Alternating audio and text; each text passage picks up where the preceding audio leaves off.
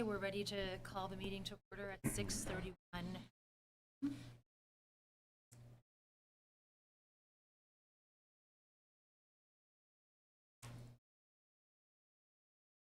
So a motion to amend or adopt the agenda.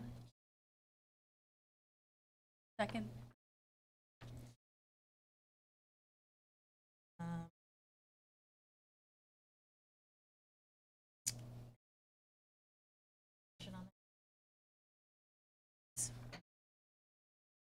Great. Aye. Okay. Aye. Great. Okay, now we have the consent agenda. Excuse me.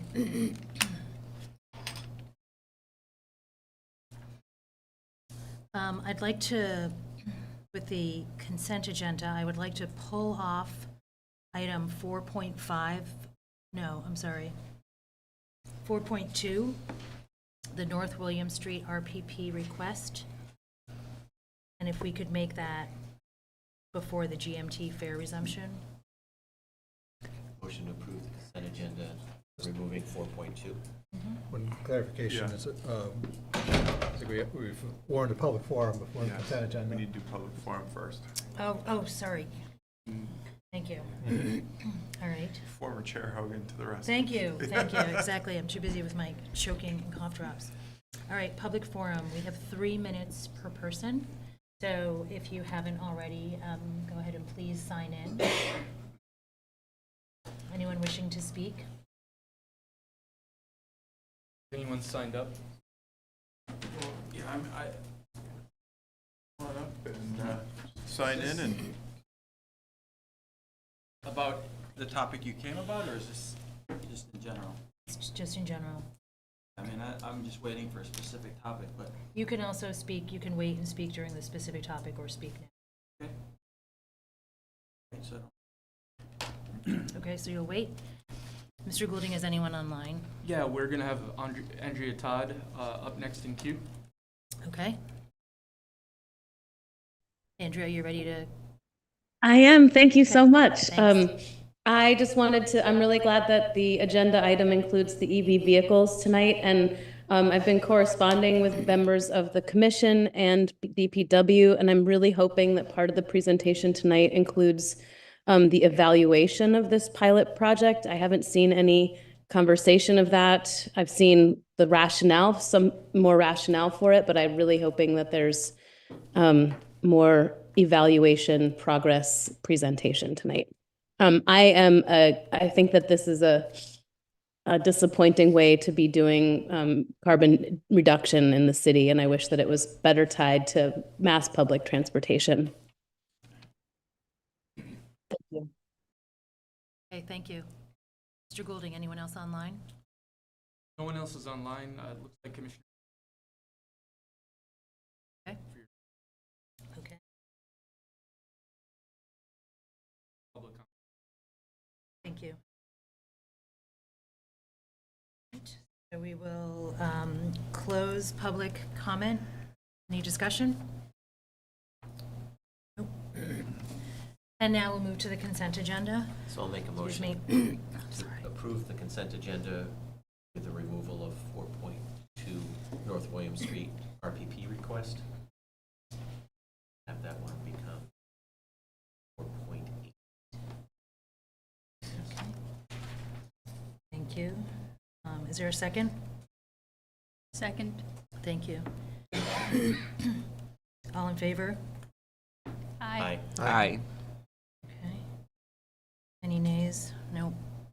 Did you aye? Commissioner Sears? Yep. Okay, thank you. Okay.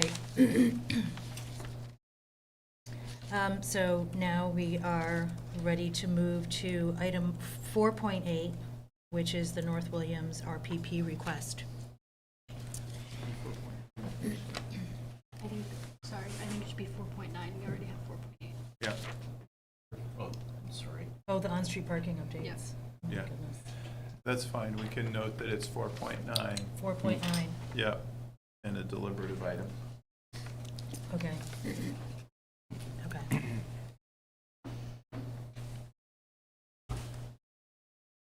Okay, so can I go? Go ahead. Come on up. Yeah. Here you go.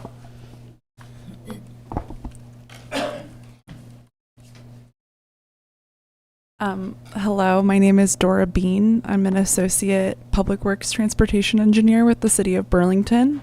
I'm the one who placed the North Williams RPP recommendation on the agenda tonight. To give you some background, this was an initiative that originally came on our radar in 2013 when the residents of North Williams requested resident-only parking. At that time, it was before we had standardized our practices for resident-only parking, and DPW staff recommended resident-only parking for that street at the time, but that recommendation wasn't approved at the 2013 commission. Residents reached out to us this summer requesting that we reevaluate the street again to see if it qualifies for resident-only parking. I've submitted a lot of public correspondence about different parking issues that they've been experiencing, like difficulties getting out of driveways, inability to find parking in the evenings, or parking close to their homes. We did a 3-day study evaluating the parking occupancy on North Williams Street at different times of the day, so early in the morning, mid-afternoon, and in the evenings. And we found that the street qualifies for resident-only parking outlined in our standards based on total parking occupancy.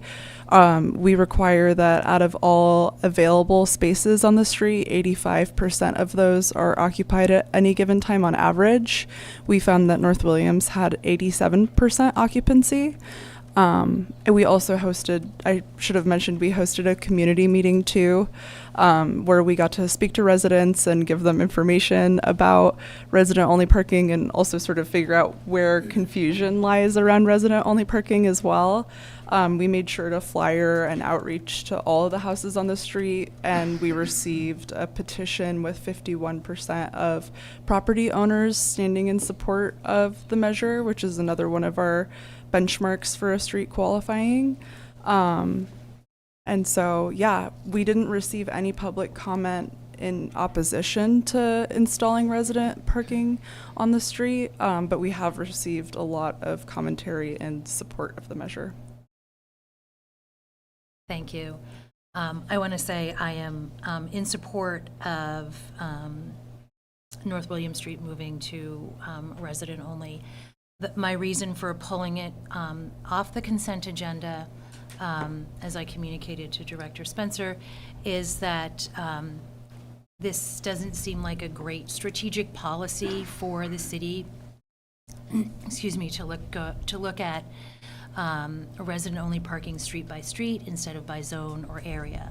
And having lived on Lower Brooks Avenue, right around the corner, Lower Brooks is not resident-only, Upper Brooks is. What a street by street or block by half a block by half a block policy does is it's then going to push some of that parking onto Brooks, onto Adsit, as it is no parking in the winter, and we're not dealing with some of the root causes of the parking, which may be UVM and some of the multi-unit dwellings. So it's really just to kind of put this on the public record. I know we had a parking study back in 2016 that looked at maybe zone parking. I know that was shelved for myriad reasons, but I think it would be important for the city to look more strategically at how we're going to manage parking, and if we are trying to discourage people to use parking on residential streets, then how are we actually discouraging? Are we increasing transit, increasing TDM, and then addressing the overflow from UVM and the multi-unit dwellings? Yeah, I mean, I think that makes a lot of sense. That's definitely a conversation that we have had internally about resident-only parking, just because, as we see with North Williams Street too, sometimes it becomes very segmented, where it'll be the entirety of a neighborhood that has resident-only parking with one or two streets kind of lingering. when I've discussed this with other staff members, I think that we have long-term plans to sort of update the resident parking management plan as a whole.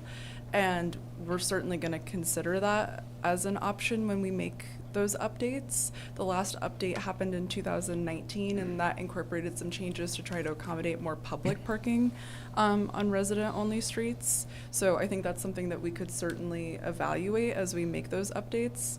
I would still recommend standing in support of giving resident-only parking to North William Street at this time, just to try to meet their parking needs until we do implement changes. We would want to evaluate creating zones, I think, a little bit more directly before we would be able to bring that forward. Is that Thank what you. you would say as well? Well said. Okay. Thank you. Thank you for that. Any comments? Yeah, it might also be worth noting that this is like a certain like class of resident-only parking. It's where there's a 4-hour limit during the day, and it appears that there's only one other example of that. And I think that's Bradley Street, right by the YMCA.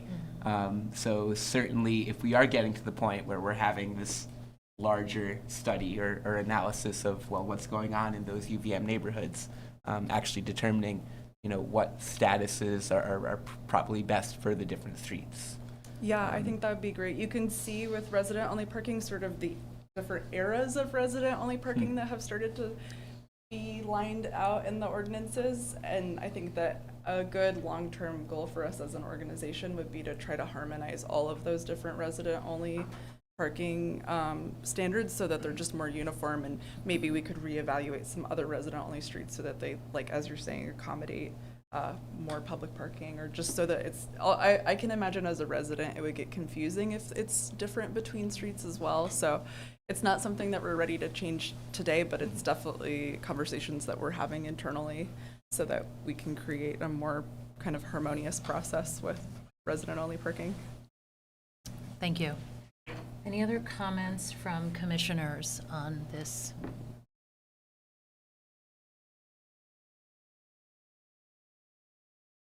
Make No. a motion to, Yes.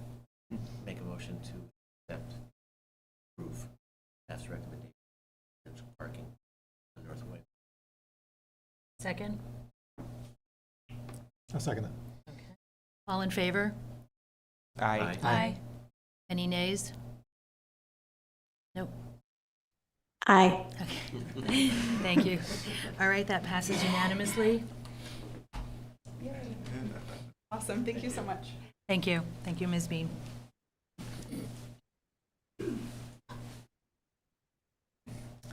Okay, next up, we have item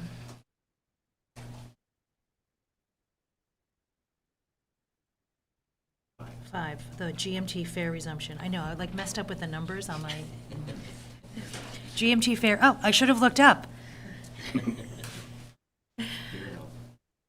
Hi, Okay. everybody. Hi there. Hi. Sorry, there was a gap where I lost audio for a second when I converted to a panelist, so I missed if you said anything.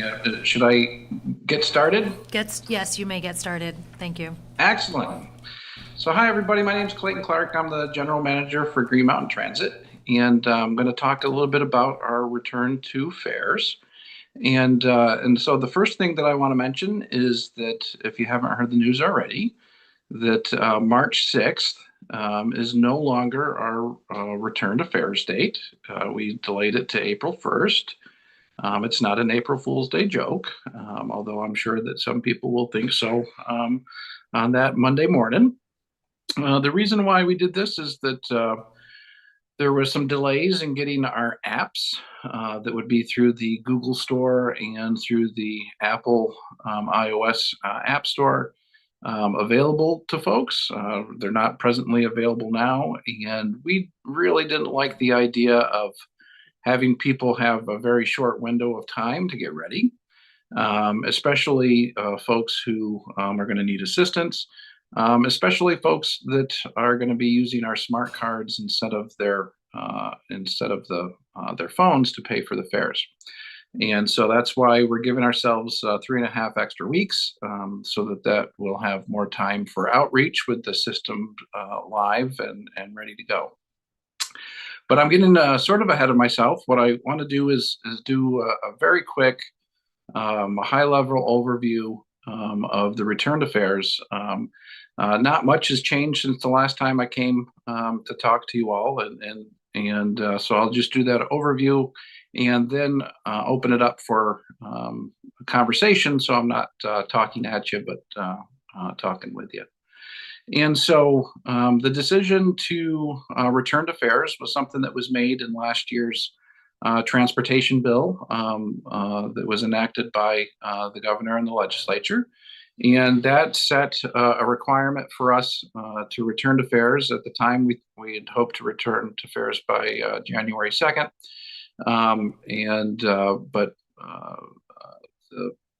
Getting the fare system deployed has taken a bit longer than expected. And the transportation bill also set a target for us, a revenue target of 10% of our urban revenue coming from fares. So with that guidance, we set about bringing fares back. We wanted them to be easier for riders than it's been in the past, more convenient. And so our new system is going to be, I think, a big improvement with the options that our riders are going to have. We anticipate most of our riders will be paying with their smartphones. We know about 90% of our riders use smartphones, and so they'll be able to download an app just as simply as they would, download the Dunkin' app to pre-order their coffee. They would be able to have an app that would be custom to GMT that will help them manage their fares. For folks who don't have a smartphone, for folks who don't want to use their smartphone, we have smart cards, and the smart cards are basically going to look like a credit card, and will give pretty much all of the functionality that one would have by using their smartphone. And so the thing that's really key about the new system is it's much more financially equitable, because with our old system, it was primarily cash-based. And to get the best pricing, you would need to purchase a monthly pass in advance. And so that would be, depending on the time, that was either $40 or $50. And, for somebody to have to pay up front $40 or $50 certainly can be difficult for a lot of our riders. Also, there's a risk, because if you pay for that $40 or $50 and then you find that you don't need to use the bus that much, you've already paid that $40 or $50. And so there's a gamble involved. And if you lose that little piece of paper, well, then there was no mechanism for you to retain what you've already paid. With the new system, it is account based. So if somebody loses their smart card, or if they lose their phone, as soon as they re-download the app or get their new smartphone, they'll have all of their cash value that they previously had on it.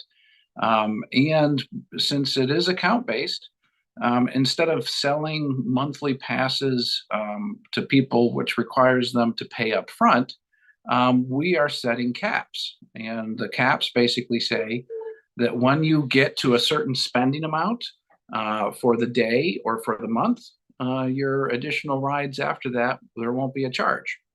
And so that way, folks don't have to spend money up front in order to get our best pricing. And so the daily caps are going to be set to the equivalent of 2 rides. And so for a discounted rider that's paying $1 per ride, that once they pay for 2 rides at $2, then the rest of the rides are free for the rest of the day.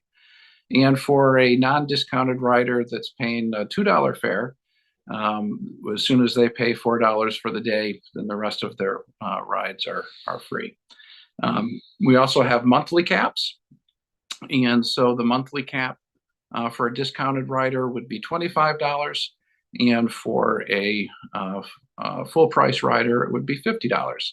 And to give you all some historical context, the price of a monthly pass in 2005 was $50. So this is something that has been somewhat inflation proof, and we know that $50 is still a lot more than zero, what people have been paying for the last 4 years. But historically, this is still a good price, especially because they're going to be able to use their passes on a lot more service. And so we simplified our fare structure so that instead of having separate fares for local urban routes, for commuter routes, and for the Link Express, it's all a standard fare price, and those fare caps apply to those routes. And so to give you an idea, it used to be that the Link Express routes were $4 a ride, and now to be $2 for full price and $1 for the discounted price. And the same fare caps will apply.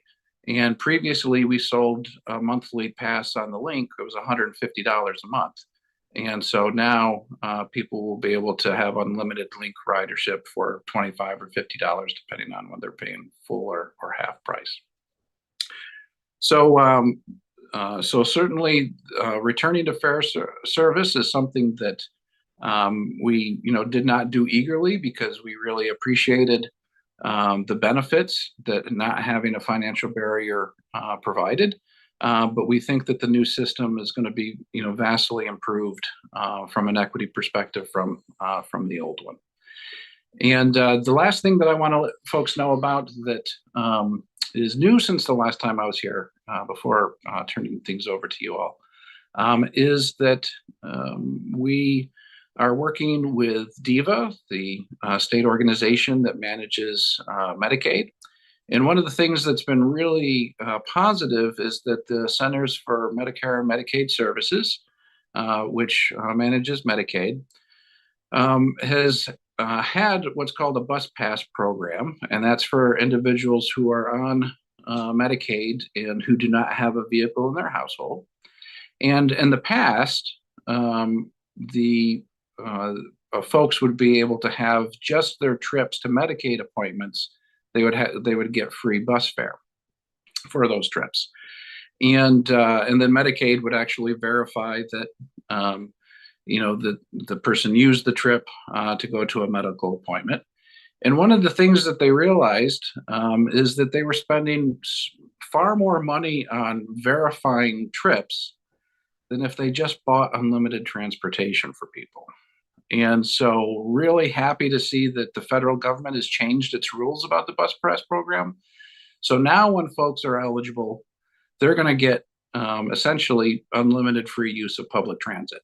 And so DEVA thinks that there could be as many as 500 folks in our urban system that would be eligible for that. And that's really going to be a big improvement over the previous system that we had.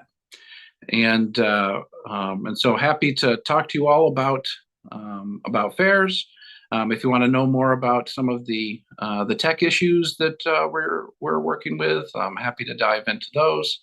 And really, whatever the people on the commission and in the room are interested in talking about, I'd be happy to answer as best I can.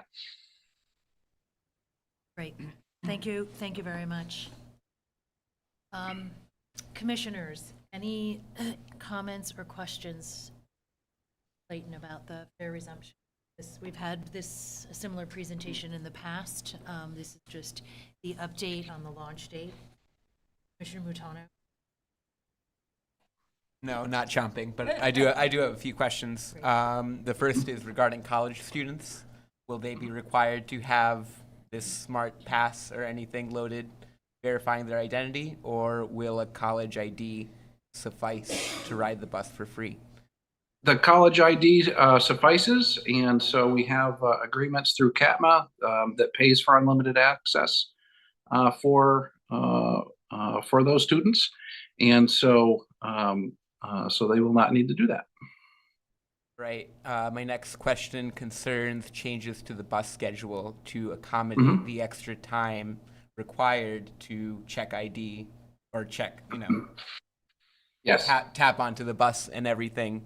And the reason I'm asking about that is the ride I take most often is between, say, downtown area and the University Heights stop on campus. And at Yes. some times of the day, it's a very long ride. It's comparable to actually, hiking up the hill. So Yes. how much will the schedule be changing? Are we talking like extra minutes or like, yeah, could you talk about the nature of the changes themselves? Sure. And so one of the things that, and this was actually one of the other reasons why we decided to delay, is that we will have a new bus schedule active on March, I think, 18th. And we have a very sort of long and protracted process for building our routes and then having the driver set up for them that's set in our contracts with our urban drivers. And so we were not able to get that process done in time to have it match with our return to fares. And so we didn't like the fact that if we had started on March 6th, we would still have all of our routes timed for fare-free service, which would mean that they would be later. And by waiting until April 1st, that gives us the opportunity to pad those routes. And yeah, definitely we're finding even without the return to fares that we've had to make adjustments to some of our routes, especially with changing patterns on Williston Road. And so we needed to add time there. And then with the new bid, there will be additional minutes for each of the routes with expectation that, obviously won't be as fast as with people just, getting on, that they'll have to have this interaction. Well, I'll certainly be paying attention to that part. And this is going to be my last question. You mentioned that the state House resolution or whatever mandated this 10% of revenue coming from fares. Did I understand that correctly? Yes. Correct. In your projections, what does that translate to in terms of fare box recovery? What percent of the total expenses are going to be covered by fares? Do you estimate? Yep, and so we built the fare system to meet that 10%. So we are estimating that we'll get 10%. And now, fortunately, we will have our agreements with CATMA, say for the university students, also counts towards that 10%. And so we have an approximately $20 million urban budget, and we expect to get about 1.6 million from fares off the buses, and then the remaining 400,000 comes from payment in lieu of fares through CATMA with the university students. To be like 10%, right? Like recovery. All right. Yep. So let's say someone just doesn't have this card. They're not ready to ride the bus. Is there going to be any leeway in the beginning term for that? And is Absolutely. there like a policy in mind? We have trained all of our drivers on the return to fares, and we have what is basically called a let them ride policy. And so we have no interest in conflict. We have no interest in embarrassing folks. We have no interest in, if somebody comes in and they just say, oh, I didn't know that fares were coming back, we're going to let them ride. And I can tell you that this is always tricky, because if suddenly everybody decides that, they want to take advantage of the Let It Ride, program, that would be a problem for us. But we do not, anticipating in the first, few months of the program, denying rides for people who are unable to navigate the new system. Question. Oh. Thank you.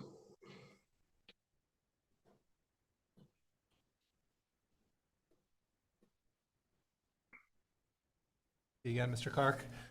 We spoke last time, asked about sort of the difference in unit costs for providing our local service versus the longer routes. And I appreciate that the simplicity of a single fare helps streamline things on your end, but the per unit costs are sort of more favorable in town. Yes. And proportionally, people in town are subsidizing people outside of town as a result. So a related question I asked last time was if there's any way of like setting the monthly cap lower if you stay in, like, you know, if I'm purely taking 10-minute rides in the city versus going down the road. You know, I don't think that we would, that's something we haven't talked about. Mm-hmm. We have talked about if our estimates are wrong and we're bringing in, say $2 million from fare revenue, and it's more than the 10%, that maybe we'll, make those adjustments. One of the things that we had originally hoped to be able to do is have the fare cap set at $20 and $40 instead of $25 and $50. So I think that there would more likely be an adjustment that way. One of the things that is also important for GMT is that when it comes to our federal funding, there's a thing called a stick factor, which is a small transit intensive city factor. And those are essentially bonuses that the feds provide to transit organizations who reach certain milestones. And so those link routes, because they are transporting people a high mileage per ride, actually really help us with those stick factors. And so that's, as you mentioned, the sort of the subsidization of the short rides as opposed to the long rides. That's where that balances out some, because we definitely, I'm pretty sure that for each stick factor, we get about $600,000. And one of those stick factors is because of the miles per trip, where that link really helps us. Thank you. Local folks in town, but I appreciate that it helps you all unlock more grant money from feds and elsewhere. And one of the things that I'll say, just that I've noticed from like my riding on the bus, is that like the other day, I was taking the number 5, and somebody hopped on, and they literally went one stop, and hopped back off. And I was thinking to myself, well, that makes sense right now. and after fares return, and there's maybe a $2 charge for that, probably no. So I do think that you're right that the folks that have been using the service for the shorter trips, the fares are probably going to change their sort of internal economics in deciding whether to walk or ride. Put myself in that category as well. No, nothing further. Thank you. Thank you. Commissioners, anyone else have comments? I have one thing. Hi, Clayton. Nice to see you. Hello. Nice to see you. No question, but I do feel like it's worth highlighting. Launch the Ride Together travel training program. I feel like this is super important to mention. We're talking about an entirely new fare system, so just for the benefit of members of the public, it's basically GMT has a group of volunteers, and it sounds like they're armed and ready to teach people how to ride the bus. It's great that this program is staffed with volunteers up at this time, ready to teach the people, not just individuals, but thinking you're an employer who wants travel training for your employees. It's something that GMT has now, and so just want to flag that because this, it's going to be new in our community, and there are resources to help us learn. So yeah, that's the only thing I wanted to flag. Thank you so much for raising that. I think that's going to be great. And one of the things also that I've just been really impressed with our riding community is that we put out a request for people that want to test the system, and so our system will be live March 6th, and we have a whole bunch of folks who have signed up and essentially they're going to be, from March 6th forward,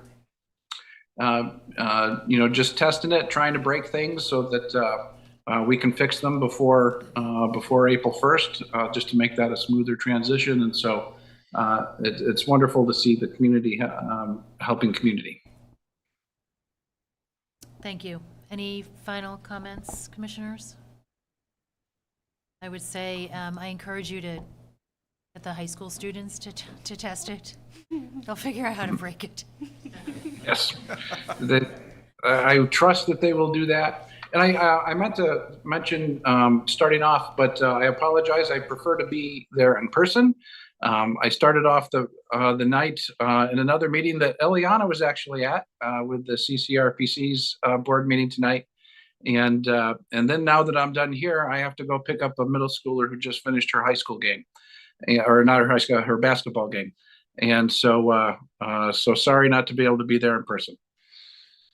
Very much for your time. Oh, go Yeah, ahead. yeah, if I may, Chapin Spencer, in my other day job as commissioner of GMT, I did want to let folks know that Clayton will be coming to the TUC meeting, the Transportation, Energy, and Utilities Committee meeting next week, the 27th, to discuss the city's policy around the city's fare-free routes. We used to, when fares were, when we charged fares, both the College Street Shuttle, the College Street Shuttle was fare-free in Burlington, which is part of Route 11 now. In addition, the council had acted 2-3 years ago as part of the North Winooski Lane Realignment Project to have the city loop be fare-free. Now with this new fare policy in place, and I am a very big proponent of what staff has put together and supported it on the commission, the GMT commission, I believe that a simple, straightforward fare policy for the entire city is more intelligible and easier for the public, and that we should reconsider whether or not the College Street Shuttle is free in Burlington. It's a challenge because half the routes in Burlington, half is in South Burlington. So people have to learn they can ride part of it without paying and part of it with paying. So we'll be discussing that next week, Tuesday at the TUC meeting. Just want to let the public and the commission know that you're able to join that conversation. Thank you. Great. Thank you very much. And thank you so much, Chapin. Chapin has been providing super valuable leadership on the GMT Board of Commissioners for several decades now. And Several decades.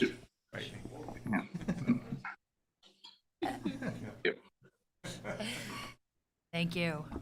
Thank you. That was a cheap shot. No, I'm highlighting all of your contributions to GMT, not your age. Yeah. True. Thank you, everybody. Thank you. Okay, take care. Okay, there's no action on this one. This was just information. So let's close item 5 and move to item 6, the BED EV charging space.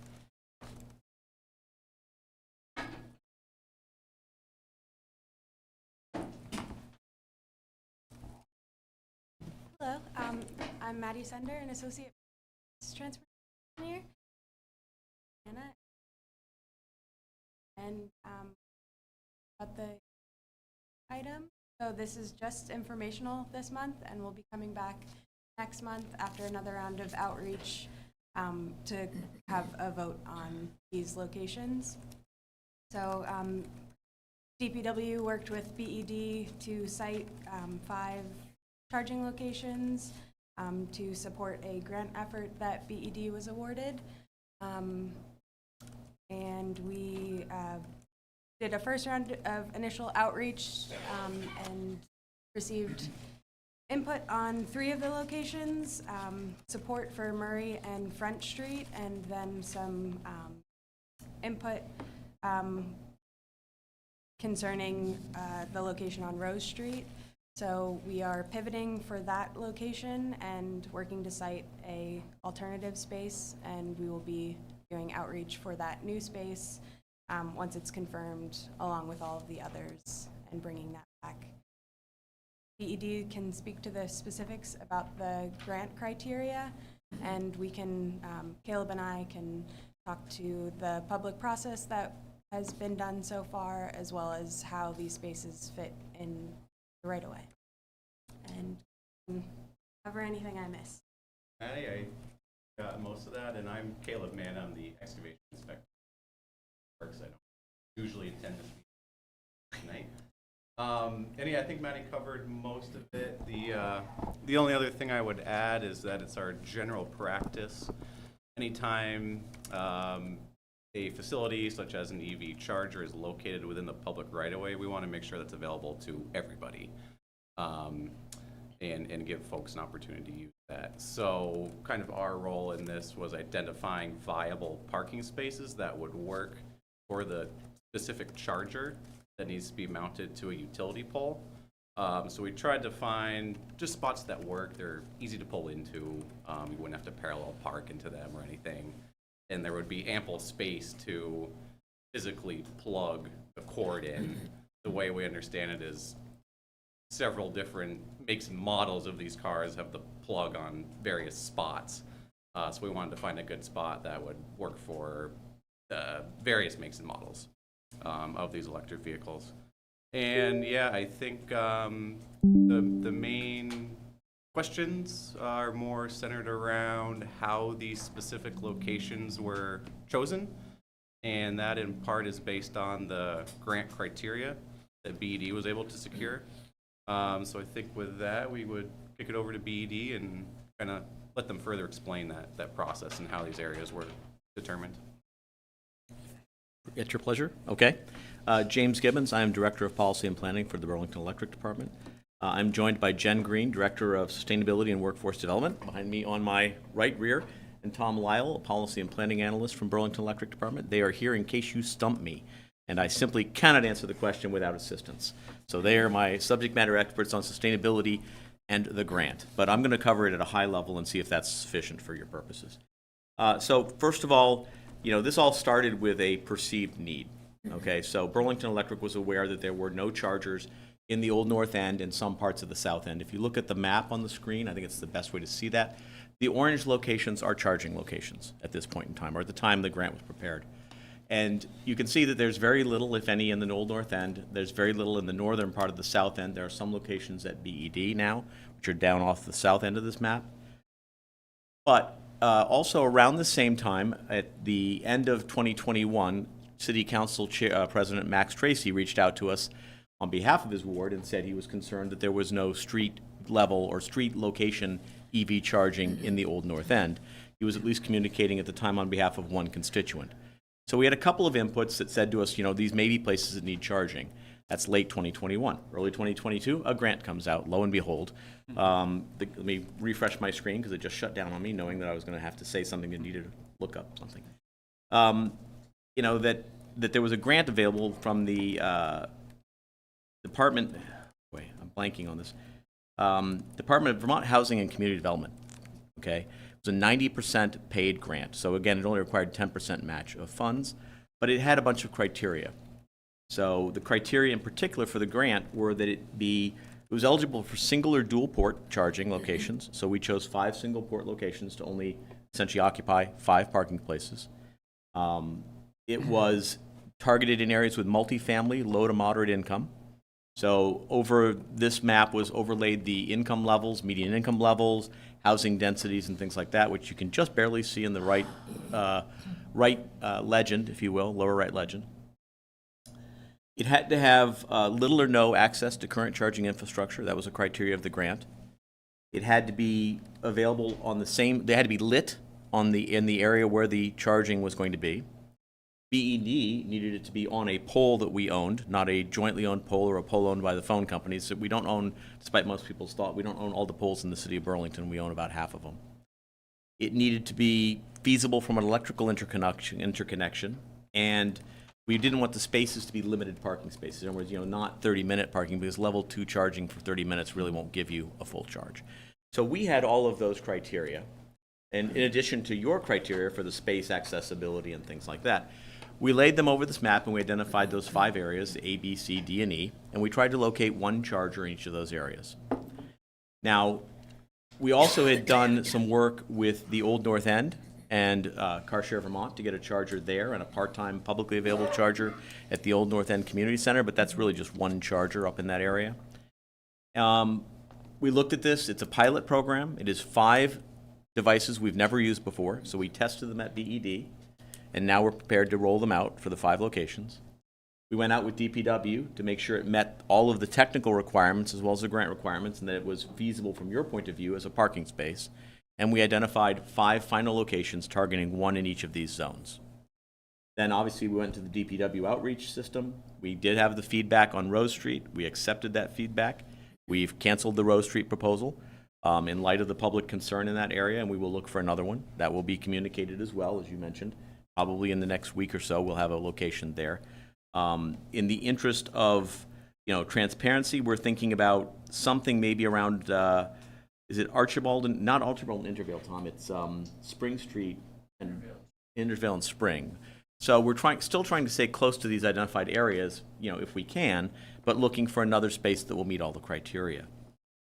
So, again, it was, and our outreach was basically predicated on its 5 parking places across the city of Burlington as a pilot. We do not know if these will be deployed en masse. The whole purpose of the pilot is to prove their viability and their usability and their longevity.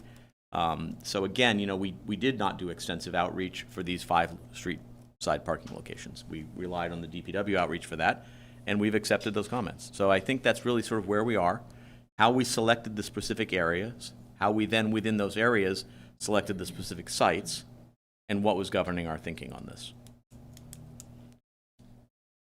I would just add that BED would be the owner of Yes. the charging stations as well, too. Yep. So they would be responsible for maintenance, repair. Correct. These would be like any other BED-owned public charging.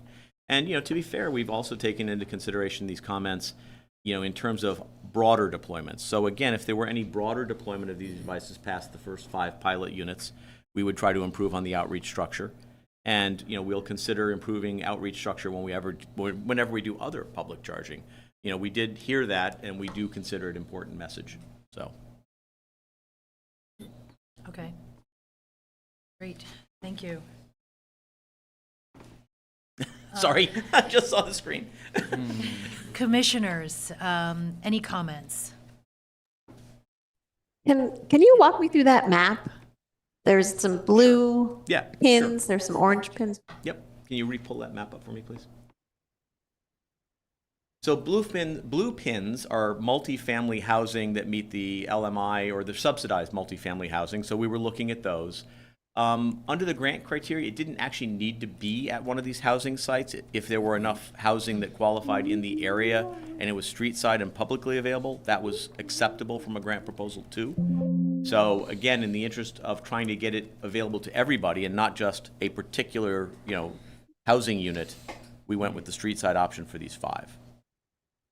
So the orange were, at the time, existing BED-owned charging stations. So again, going to the grant criteria that it not have ready access to public charging, that's what those dots are marking for us, is was there any public charging already located in those 5 areas? And there was not. We have also worked with a company called EV Match to try to get charging at multifamily dwellings that can be made available by those landlords on a part-time basis for public use. And we give them a better incentive for that type of installation rather than one dedicated solely to their residents. So again, we're looking at a lot of different options, and I did note the initial comment about working with the mass transit too. Certainly, BED has offered significant incentives for electric buses, continues to do so. The first 2 electric buses in Burlington or in Vermont were deployed with BED incentives, and we're working to help GMT with the charging infrastructure issues they're having with permitting and charging of indoor charging. So again, we consider this part of many things, but it is a pilot of 5 spaces. So again, we relied on DPW outreach for this one. If we were doing 100 of these things, it would have to be a much broader outreach for sure. We may have erred a little bit on simply assuming that it wasn't that big a deal. And in that case, we apologize, certainly. Mm-hmm. Okay. Anything else, Commissioner Sears? I think parking is pretty tight around Archibald as well. Just I missed. put that out there. It was Spring Street and Intervale? Sorry, I misspoke. The Archibald, it's Spring Street and Intervale was where we were looking at, not Archibald. I misspoke.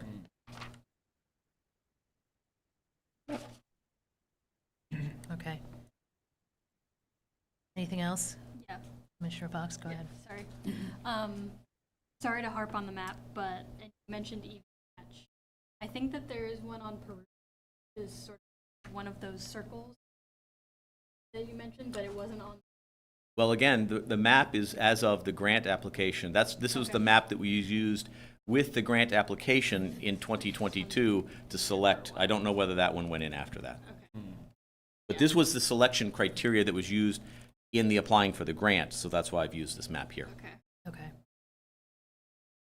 Yeah. Okay. Well, yeah. Just to flag that there is one in, I think, that C circle now.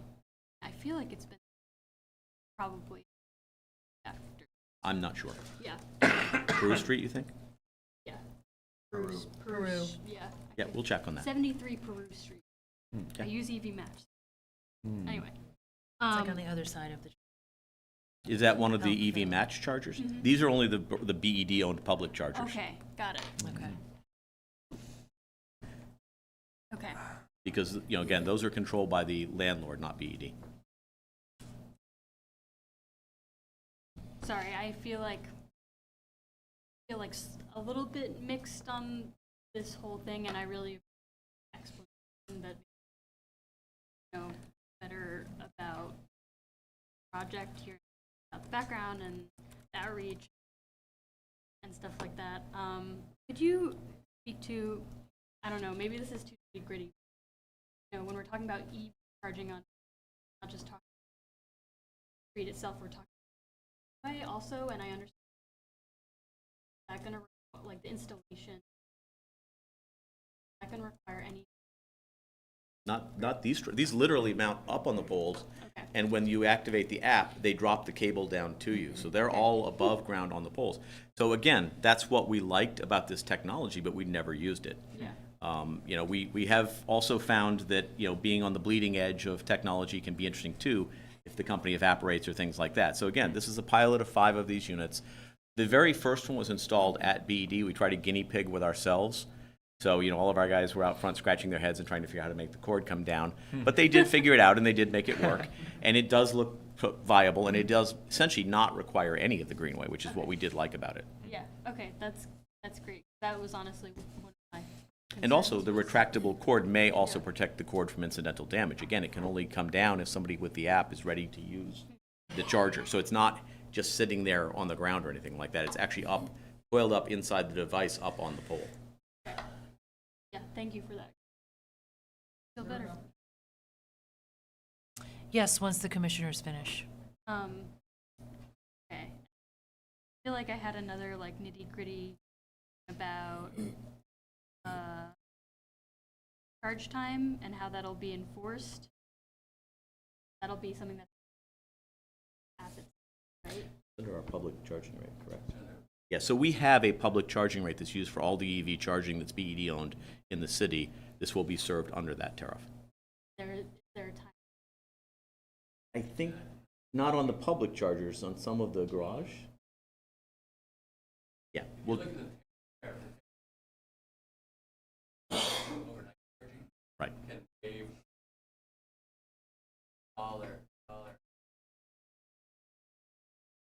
But I think to answer your question, there's not a specific time limit necessarily associated with the parking spot. We were going to add some additional signage that said, I'm going to forget the exact verbiage, but it's something along the lines of electric vehicle charging only when plugged in. We don't want people to commandeer these spaces for days on end and leave their one singular vehicle plugged in, which is a problem in the town I live in. So a soft request. Yeah, so we do have some more flexibility too to add specific time limit parking.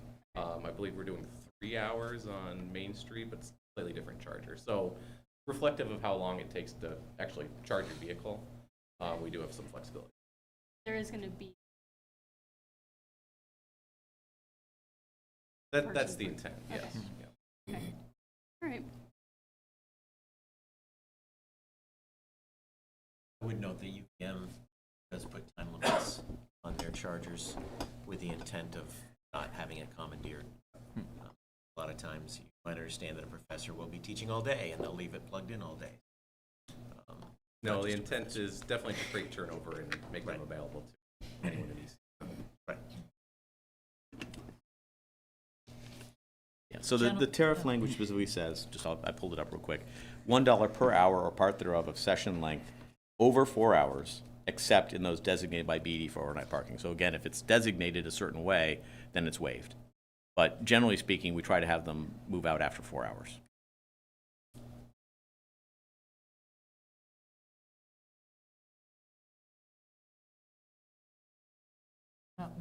Commissioner Ho. That language you just quoted didn't say anything about what happens after 4 hours. No, it's $1 per hour over 4. Is it free for the first 4? Yes. There's just an energy charge. So again, we're governed entirely by our tariffs. We have to comply with our tariffs. So our EV charging tariff is available publicly. It's been in use for, I don't remember how long, at all of our other charging stations. It's the same exact tariff that would be used there. These are just BED-owned level 2 charging stations. Okay, Just so happen I'm to be paying full amount. separately for the Over electric, the charge. Yes. For the first 4 hours, that's all you pay. Okay. These won't be metered spaces, though, so they'll be Right. free to park aside, but you're paying for charging. Right. Gotcha. Right, under the tariff. So the first 4 hours, it's just the energy you draw. If you charge fully in 2 hours, you wouldn't pay anything for the next 2. But at 4 hours, a fee kicks in unless we designate it for overnight parking. And that's to prevent things like the parking garages where the hotels and things like that are. People who park their cars and go into their room not getting tagged overnight. And right now, as these ordinances are written, we don't have anything that specifically time limits them, but as Caleb said, we had some signage that says parking while charging. And that's something that we thought we could just monitor, and if we see these spaces are just being parked long-term and we're not getting turnover and people aren't charging while they're parking there, our thought was that we could then kind of beef up the language. But if that's something that the commissioners all feel strongly about including at the start, we can look into that. Sorry to interrupt you, Commissioner Hogan. Can I ask? Please. So, parking enforcement is not going to. Maddie, because they're unrestricted. They are written that in the ordinance it says special parking only for EVs. Okay, so they do have some authority. I'm just thinking, I live in a building where park ice, right? And how do you deal with that because how crowded? Just wanting to.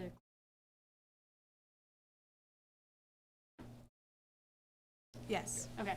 So just so I can get, not to make too fine a point, if an ICE vehicle is parked in this EV charging spot, will that vehicle be ticketed? It can be. It can be. The ordinance specifically says special parking, no parking shall occur by the following locations unless by electric vehicles. So if anyone would. If it's not Yes. electric? Okay. And if we see that it's starting, if people are just parking electric vehicles there and not charging, we had thought we could then take this a step further and kind of beef up that language and say only parking for a certain amount of hours or only parking while charging or some sort of stipulation in there. And we will easily be able to give them that data. So we have, what we know when a unique new person starts charging, stops charging, session length, energy drawn. So we can provide all the data when we start seeing how these chargers are being used to support those kinds of decisions and would do so. Because that's BED, they're BED chargers, so they're not private customer data. The usage of the charging station we can make public. The customer information we wouldn't, but the usage and how it's being used, yeah, we can absolutely give you that information. I mean, we consider that part of the pilot, really, is learning how these might be used. Which has been, this has all been part of the conversation, worked through this, that we kind of kept this as, we'll see how it goes. If we need to take it a step further, we have that option. But if that's something that strongly about doing on this. Okay. Sorry, Commissioner Hogan. Yeah, I guess one other thing, you'll have the data on the charging session, but you won't have the data on the abuse of the parking spot in the absence of a charging session. Well, we would know that the charger stopped drawing, and we wouldn't know that that session had stopped. So I think we could tell you when a charger was occupied but not charging. That's our tariff itself would charge them the $1 per hour. So I'm saying they haven't disconnected. They stopped drawing. The session's over 4 hours, right? I guess my point is if I don't plug in at all. Oh, yeah, no, we won't have any information on that. You That don't. is true. And I might just toss out to our Public Works colleagues here, like, do we have the technology with a smart meter or something to like get a little more intel on the usage of the space? And again, in a small scale pilot, I don't think it's crucial here. 5 spaces get abused, fine. But just thinking bigger picture about policies around this, our language and our signage is sort of vague nowadays. It could be like, parking for EVs, like, sweet, I get pole position on Main and Church. I don't need to charge. I'm not gonna pay to charge, but like, there's a spot.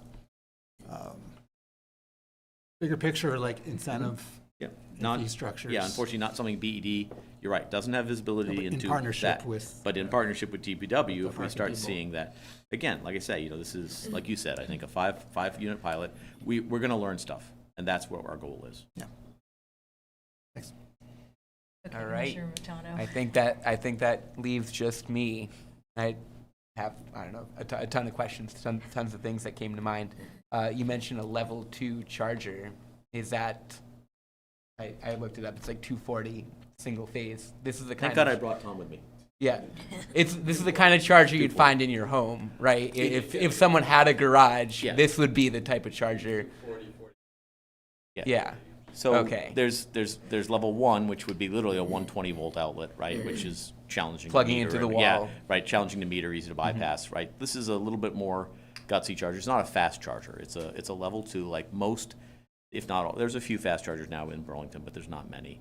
So this is like a common level 2 charger, like you would see on Main Street or at BED's offices, that kind of thing. Right. The special sauce is that, it's attached to the pole. The And special it sauce is comes that down. it's low profile from a ground use view, low risk of damage, we hope, things like that.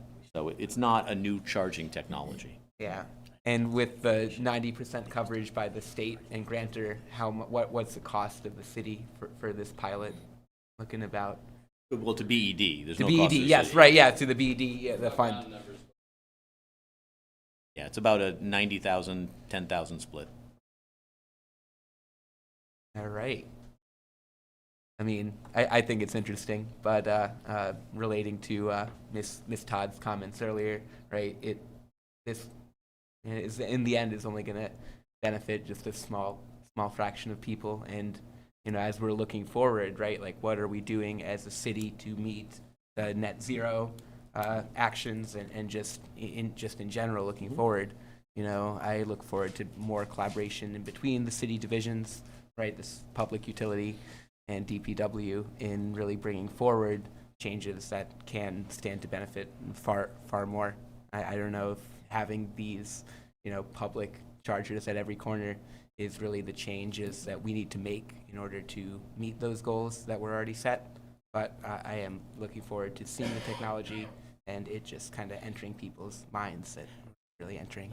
I think prevalence of charging infrastructure is the ultimate goal. And so we have incentives for workplace charging, electric buses, electric bikes, the EV match. I'm saying, we're looking at this in every way we can, but this is one of them. If we can come up with a low profile street side charging that works, that's an interesting tool too. Hey, I'm all for it.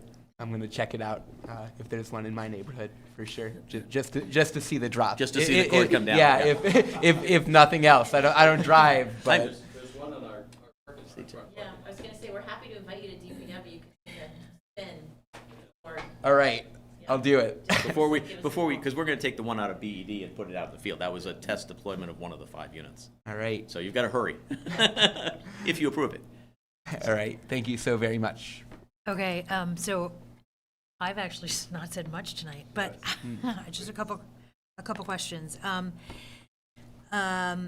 So I do appreciate the support that BED has provided our transit company here in Burlington with Tier 3 funds, and this is another opportunity to leverage some of these funds for other options that work towards decarbonizing. And I also think it's really important looking at the at least the pieces of this grant, and I knew of this grant just from my day job, and the overlay of on the maps that you indicated that you're looking at low and moderate income housing, you're looking multi-unit dwelling, lighting, et cetera, because we don't want those investments into high population areas with lower incomes to be an afterthought. It's really important that we're moving forward with this technology across our city, so I appreciate that.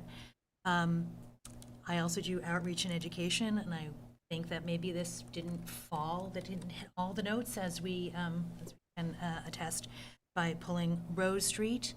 And just even this conversation right now, and as a pilot, I think communicating clearly to the public what the pilot is, what the goals are, what the evaluation metrics and timeline, those pieces are helpful when we look to a pilot that we're going to be learning things, as you mentioned. And I think that's really important to try to communicate to the public that this isn't just some little experiment and we're going to pull it, but how do we get buy-in from the community around that? What are the pieces that we're looking for? What is the clarity that we need in the parking signage so that we don't have internal combustion vehicles parking there, displacing someone maybe in the neighborhood who actually has an EV? What data does BED have on how many EVs within those circles? Any registration data to then, has there been specific or targeted outreach to those EV owners to kind of help build the momentum? So those are just my kind of general comments on, I guess, the outreach piece. First the gratitude towards BED and Tier 3 investments in our community, but the outreach piece kind of on both parts. This is really important as we bring our whole community along with us on the path towards decarbonization. Guess a super quick one. We did check the number of e-registrations. I don't want to say it was 28 or 30 in early 22 at the time we did it. We do also, BED is learning things about stuff we never thought we'd learn about. Parking places were nothing that we talked about at any level 10 years ago. We had no awareness of parking anything. So we're wandering into new areas for us too. So we will learn as well. And, we'll get better with it, I'm sure. So. Thank you. And we also try to avoid the creep factor of calling people too much too and saying, we know you have an EV, So again, like I say, we also try to sort of not over outreach too. Because you're the utility. Correct. We're the utility, right? So. No one wants to pick up the call when BED's calling. Yeah, no. It's the only time I've ever been I'm called. sorry. It's the only job I've ever had where I was called a shill of the military industrial complex once. So, but again, all points are well taken, and we appreciate them. And like I say, we're learning as we do more of these. Okay, thank you. Now, go ahead. Can I just make a few more? So I understand that this is a state grant program and that those funds are available, and I appreciate that the city was going for that. I'm familiar with that program. But the staff time isn't necessarily free, right? And we are still putting city resources towards this. And I guess I would just because money's available, it doesn't mean we have to go for it. And I would just ask that we take a step back and think about whether the residents of the Old North End, at this time, they really need more on-street EV charging. And maybe they do. Maybe the answer is yes. But Burlington is certainly not the only city or state public entity struggling with how to provide EV charging to multifamily dwellers, right? People who live in multifamily housing, maybe they don't have dedicated parking, they're orphans. And when I hear conversations around equity, I have not seen a good solution I've seen really extensive solutions that help a few people, but ultimately, I don't want to go, I would just caution this city of going too far down the hole that equity means the same for every household or every neighborhood in the city. And I think Andrea made some great points that maybe equity in the Old North End means more frequent bus service, or, do you know, I think it can look different. Maybe it means e-bike charging. Maybe it means a higher e-bike incentive that's tiered by income. I think it can look a lot of different ways. I don't think it has to be blanketing the city with EV chargers.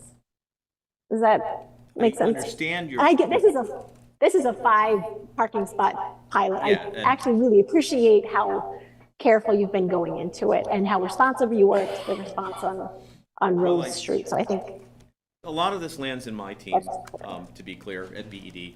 And certainly I'm aware of the don't always apply for every federal funds you can get. I mean, apparently when you apply and get a grant, the check is not immediately sent in the mail. I was horrified to find that out. I just remained stunned that there was process after the award.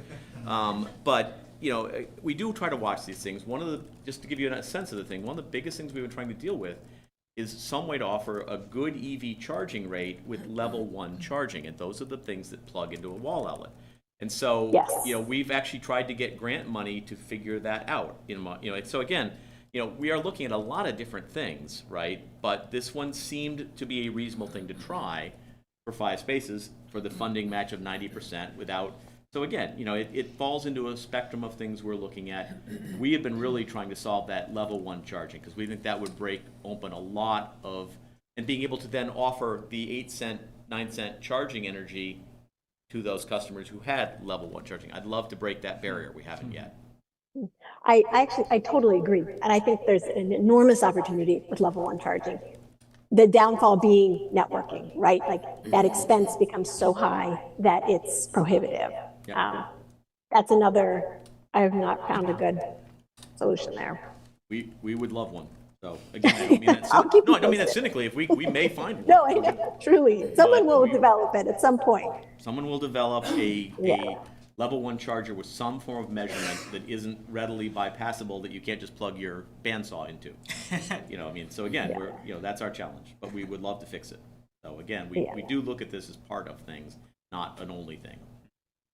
Yes, absolutely, and This will be the solution. Thank you, Commissioner Sears. Good points. Public, any public comments? Can you go to the microphone, please?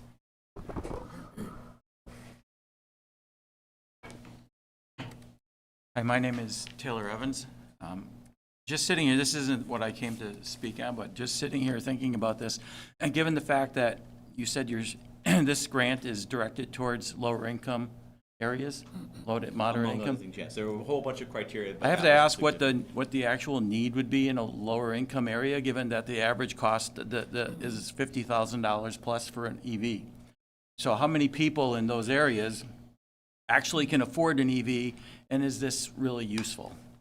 So my answer to that was, among other things, 28 had them at the time we did the grant. Let me finish. Sure. And also that used EVs are now becoming a lot more accessible, and BED offers incentives, higher incentives, both for low and moderate income, and offers incentives for used EVs. So we're hoping it becomes more accessible, that it's not always a $50,000 new EV is the only way to get an EV.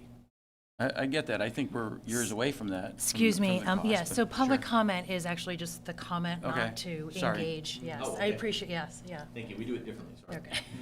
Yeah, I mean, that was my major question was what actually is the need in those areas, given the fact that they're a higher cost vehicle. The other opportunity I see is for fire suppression at these places, because with older EVs, as you just mentioned, coming around, there's more chance of fire or failure at an EV station, and it becomes a safety concern. So my background prior to doing what I'm doing now, I was a firefighter, paramedic for Fairfax County, Virginia, for a good number of years. So I have somewhat of a background in that and can understand that there's a risk involved there. I'm wondering if that has been thought of. Thank you. Thank you. Any other public comment? Anything? Great, thank you. Hi again. Thank you so much for really explaining the context and the kind of origin of the project.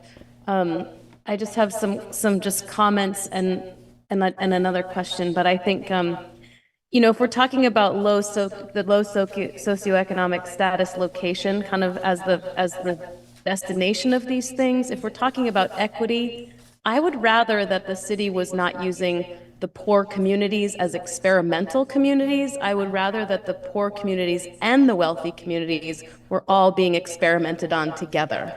I think that if you're going to look at what outcomes you want to get from this study, I don't think it's appropriate to be generalizing from what you're finding out in the Old North End or the poor communities to apply to the rest of the city. There may be some things that can be applied, but I just don't think that if you want to be equitable about this, experiment on all the communities, not just, giving up parking on one of the Five Sisters neighborhoods.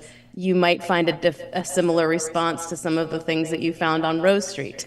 On Rose Street, there was violence threatened against them, so I maybe don't think you'll get necessarily that in a different neighborhood, but that was the sort of response in our neighborhood. Again, I mentioned this in an email. I really wish that this process of outreach was much better. Our multi-unit building only received one door sticker. And so if you're thinking about trying to outreach and to inform the people that's happening, like a 4-unit building with one pamphlet is not enough to give that information, and nor was there any context in that pamphlet about a link to the more information or website about the presentation that was just very helpful because it explained so much of the context. And in terms of outreach, I wish that the city would flip the switch, no pun intended, and ask, instead of saying we've got a grant, we're going to foist this into neighborhoods, why not asking which neighborhoods want this and building a consensus from communities, and they feel responded to, they feel, oh, we requested this and now we're getting it. So I think before you continue this process, you invite other communities, or you invite the communities who wants to be a part of this pilot project. Give them the opportunity to feel like this is an exciting thing that we can be a part of, instead of, hey, we decided you have to be in this. And if you don't want to be in it, you have to fight back. I just think that that's, you're going to have a lot more positive impact. And again, I asked this in the public comment, and I really didn't hear it in the presentation, but there's no discussion about how this is going to be evaluated, what like the commissioner president mentioned, no timeline for this, no, I'd really like to know, and I've asked this in emails and I'm not getting any responses about this, but how is this being evaluated?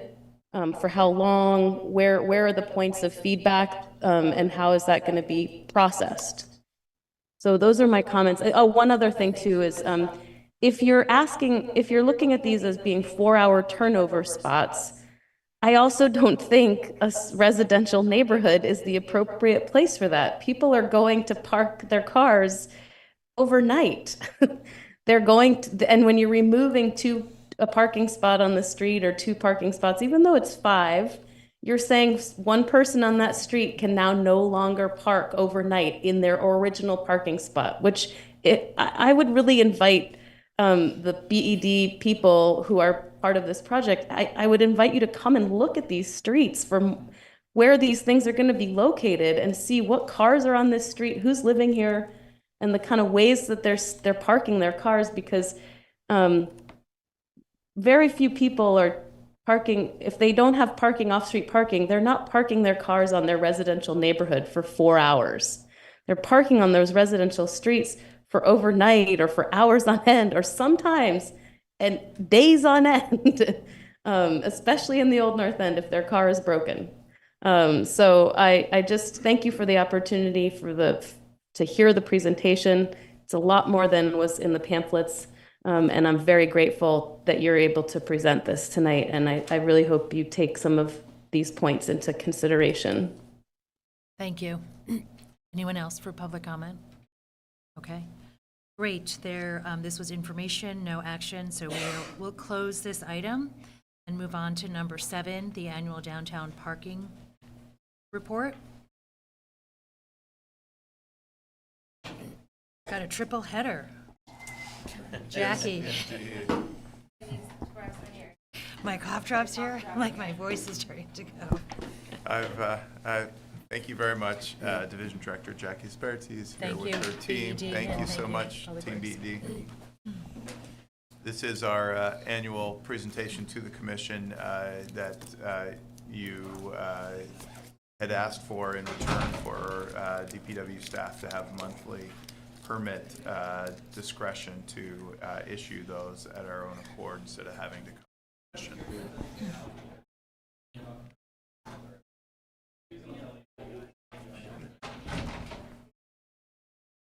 There we go. Okay, hi.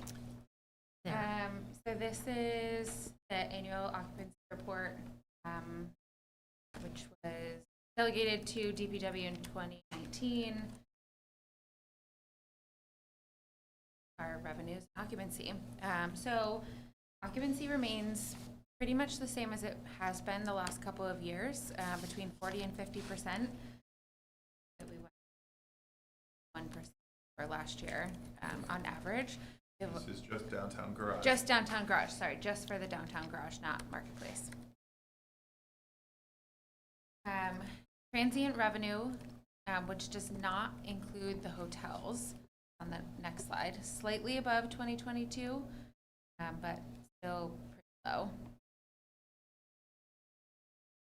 And we, unfortunately, because we switched over to Ames in November of 22, we don't have good data for the monthly permits for the hotels. Hilton has remained the same, about $12,000 a month, but the other ones do fluctuate because they so this is just the average, and then for next year we'll have better data. Monthly parking. This is kind of the big one here. This is the monthly permit revenues that we see. So we have two options right now, is the 5-day, 6-day. These, obviously you can see from before pre-pandemic 2019, numbers were much higher than they are in. Why we're seeing such a huge gap in the budget. Free employee program being widely used. We have about 800 active permits as of today. 52 downtown businesses are using it. One thing that we are going to start implementing as of March 1st, one owes money to the city. They are no longer going to offer this service. So this pass is worth $100 a month. This came about, we had an issue with someone who was in SCOF and then drove off, so they owed a lot of money. So basically, we are now telling the companies this person doesn't qualify because they owe money as of March 1st. Currently outstanding is $14,227. That was as of a couple of days ago, so obviously things do change from time to time, but we will be letting people know, and obviously we're very open to helping people. We've already had, as of today, we just started emailing people. We've already had tickets paid. So it is working. Some people don't know about the tickets, or they want this free service, so they're going to pay their meter violation from years ago.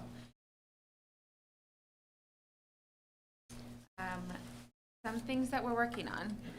So the occupancy is low.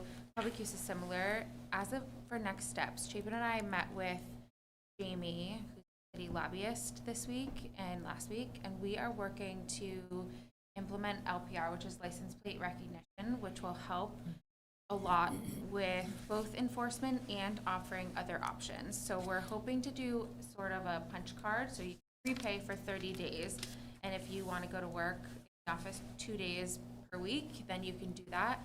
The way that the LPR works is it's just a camera on the car, and if the camera sees your license plate, you'll go from 30 permits to 29. And the vehicle can go by your license plate 6 times in one day, and it just counts as one day. It's a midnight to midnight. And so we'll offer those punch cards at a discounted daily rate, but it's a lot more flexible. We have a lot of people that are switching to hybrid and, asking for another option, or they work Tuesday through Saturday and they would rather pay the 5-day rate than the 6-day rate, something like that. So we're just looking at other options, and this LPR is definitely going to be something that works well for us. UVM uses it. They're private and other things. So we're working on it.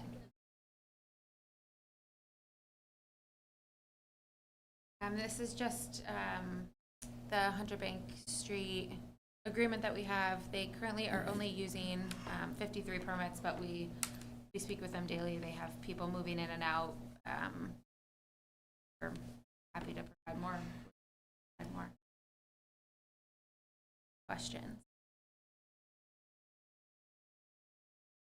None for me, any? Yeah, you mentioned the license plate recognition. What about it requires the city lobbyist to be involved, and what concerns are there about using that on unquestionably public property? Yeah, so we are not officers. Parking service agents are not police officers, so that's part of it. There's nothing in the statute that says that it can be used by people other than the police. The only town that's using it right now is St. Albans, and their parking enforcement uses it. So trying to use that, but there's changes coming in July with current statute. The other piece is privacy. So we're working through these things with, but not sure if it's going to work. We're aware of these important considerations, and so part of any program we would develop would have firewalls and make sure that people's private information was appropriately protected.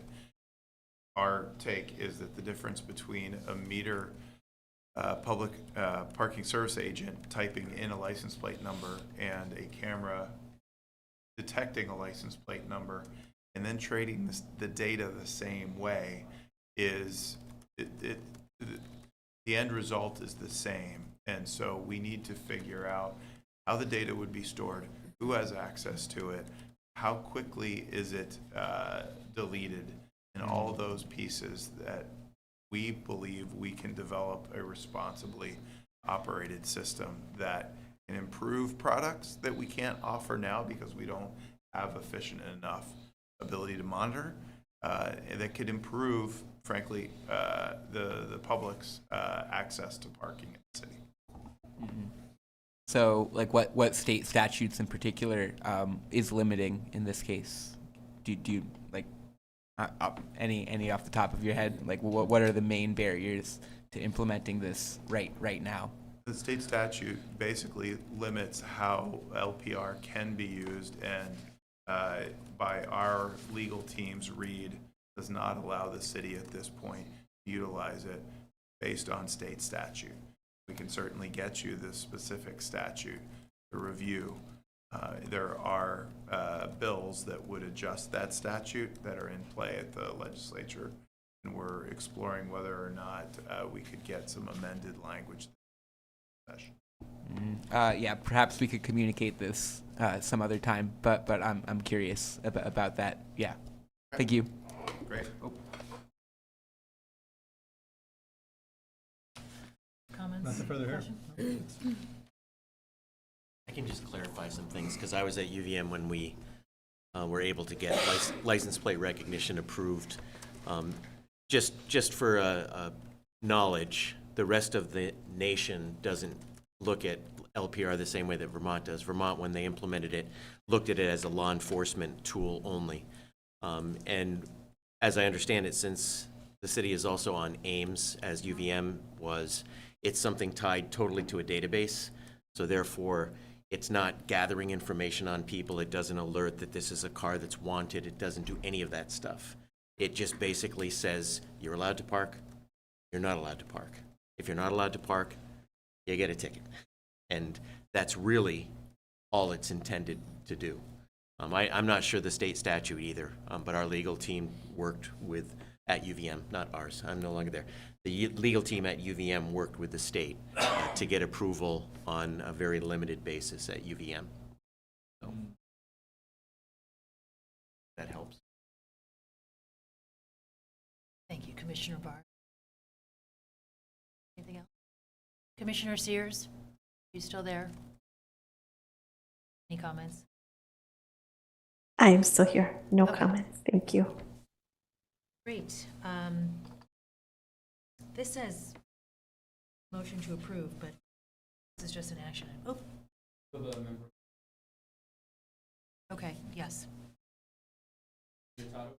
Okay. Great. I feel like I should apply to be on your commission. I love the topics that you're talking about.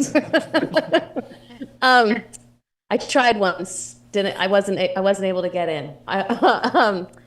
I would just like to say, what a great way to get a lot more public funding for public infrastructure transit if you doubled, tripled, quadrupled the cost of parking in Burlington. That would be an amazing revenue source for the things that we don't have. It would push people to not drive. It would push people to ask themselves, do I really want to pay that much money to go park in Burlington? Please make parking really expensive. Thank you. Thank you. Thank you, Ms. Todd. Anyone else? Okay, anyone else in the room for public comment? Nope. Okay, so we'll just close that. Okay, and on to the next one.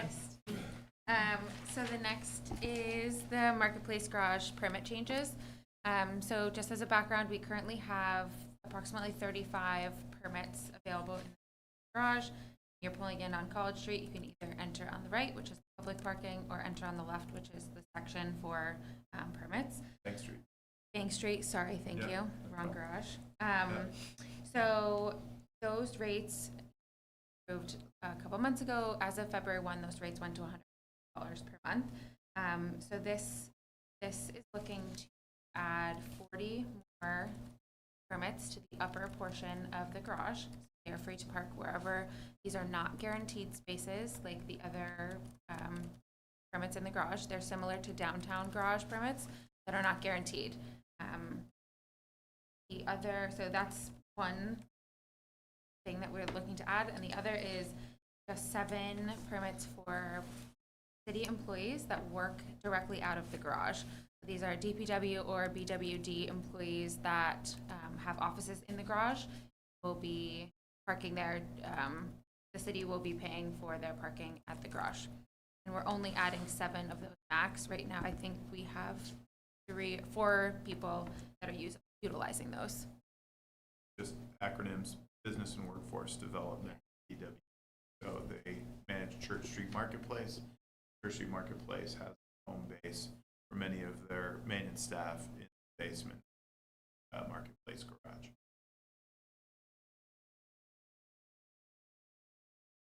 So, happy to answer questions. Okay, we'll start online. Commissioner Sears, any comments, questions?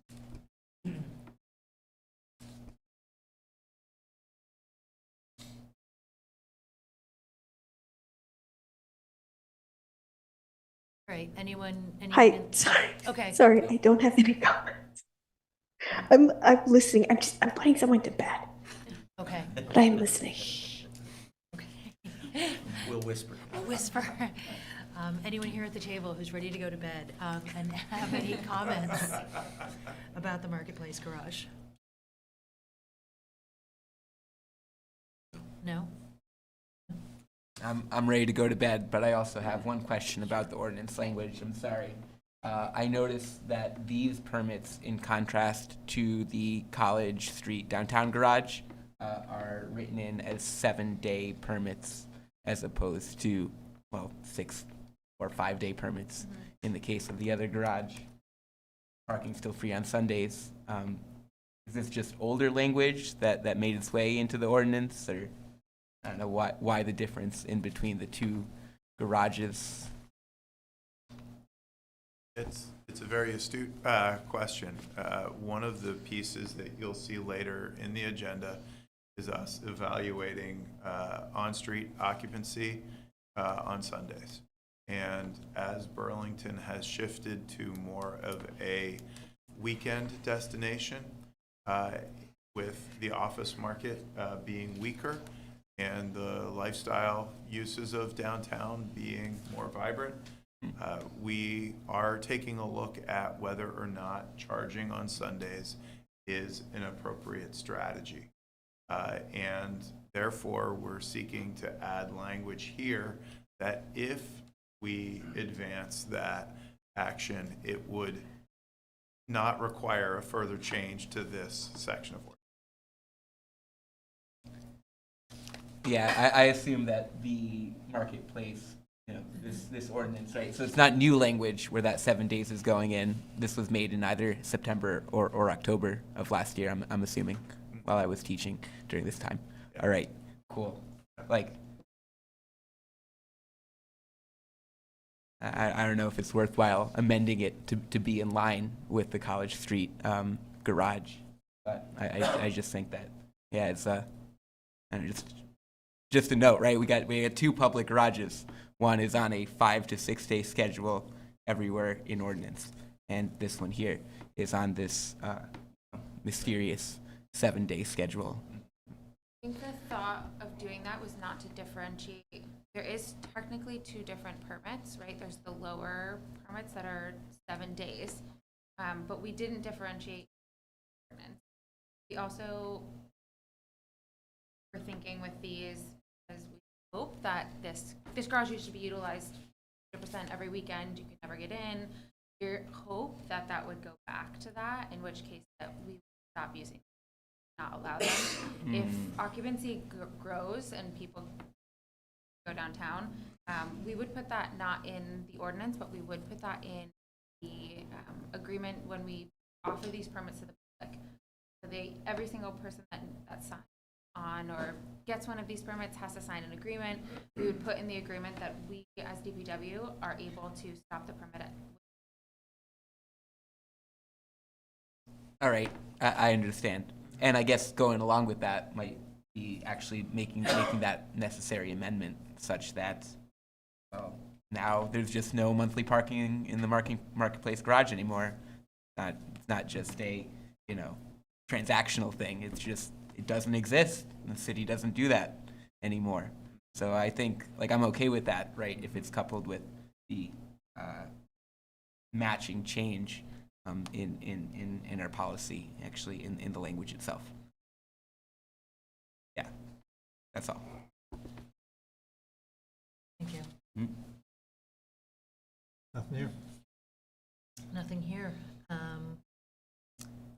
Anyone from the public?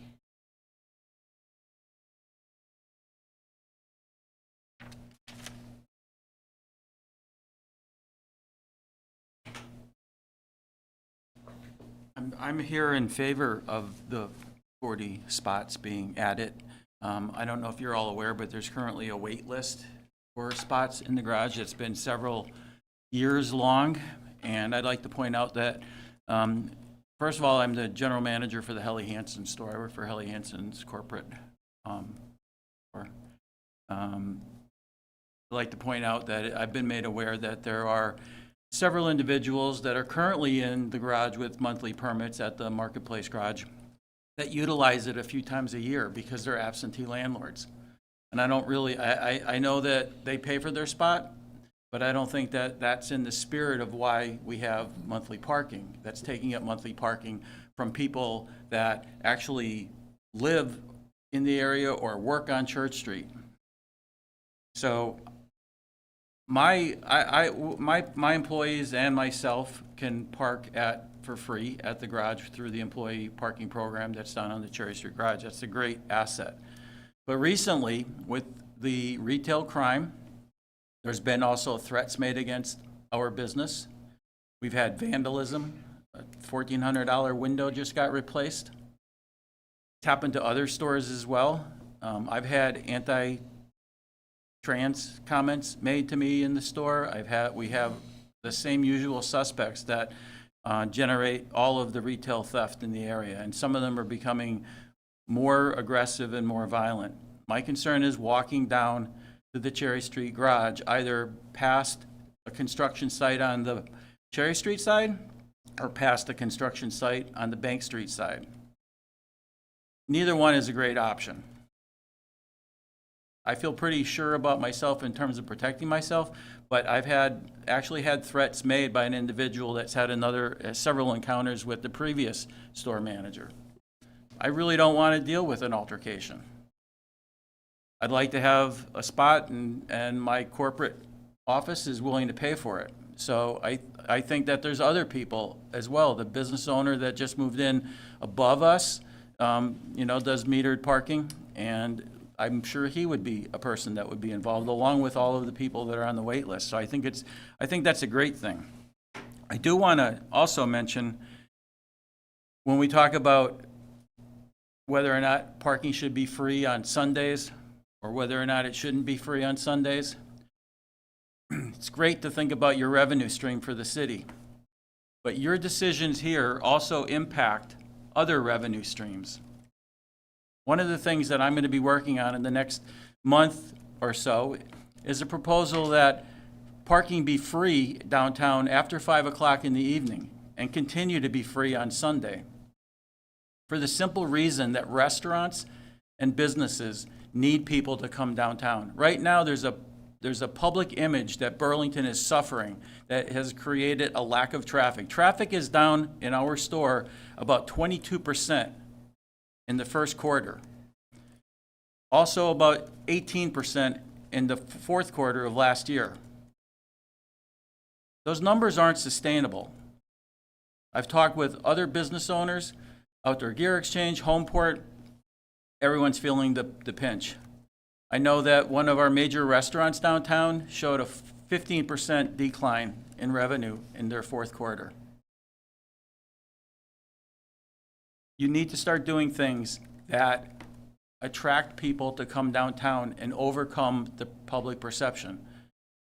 When we start charging for parking on Sunday, yes, they're all coming down to visit Church Street. They're all coming down to shop. But if you take away some of those shoppers, if you take away 10 or 15 or 20% of those shoppers, that's a direct impact on the revenue that businesses. And remember that it's the businesses that are the reasons people are coming down. They're not coming down because City Hall looks great. They're not coming down because of other things people are doing of City Hall Park, okay, the money that was spent there that now sees more drug traffic and homeless people, housing insecure people. So my point is that I think that the city really needs to think about the nuances involved when they make decisions about whether or not parking should be free, and I am definitely in favor of the 40 spots. Thank you. Great, thank you very much. I appreciate those comments. Mr. Golding, anyone online? No. Okay.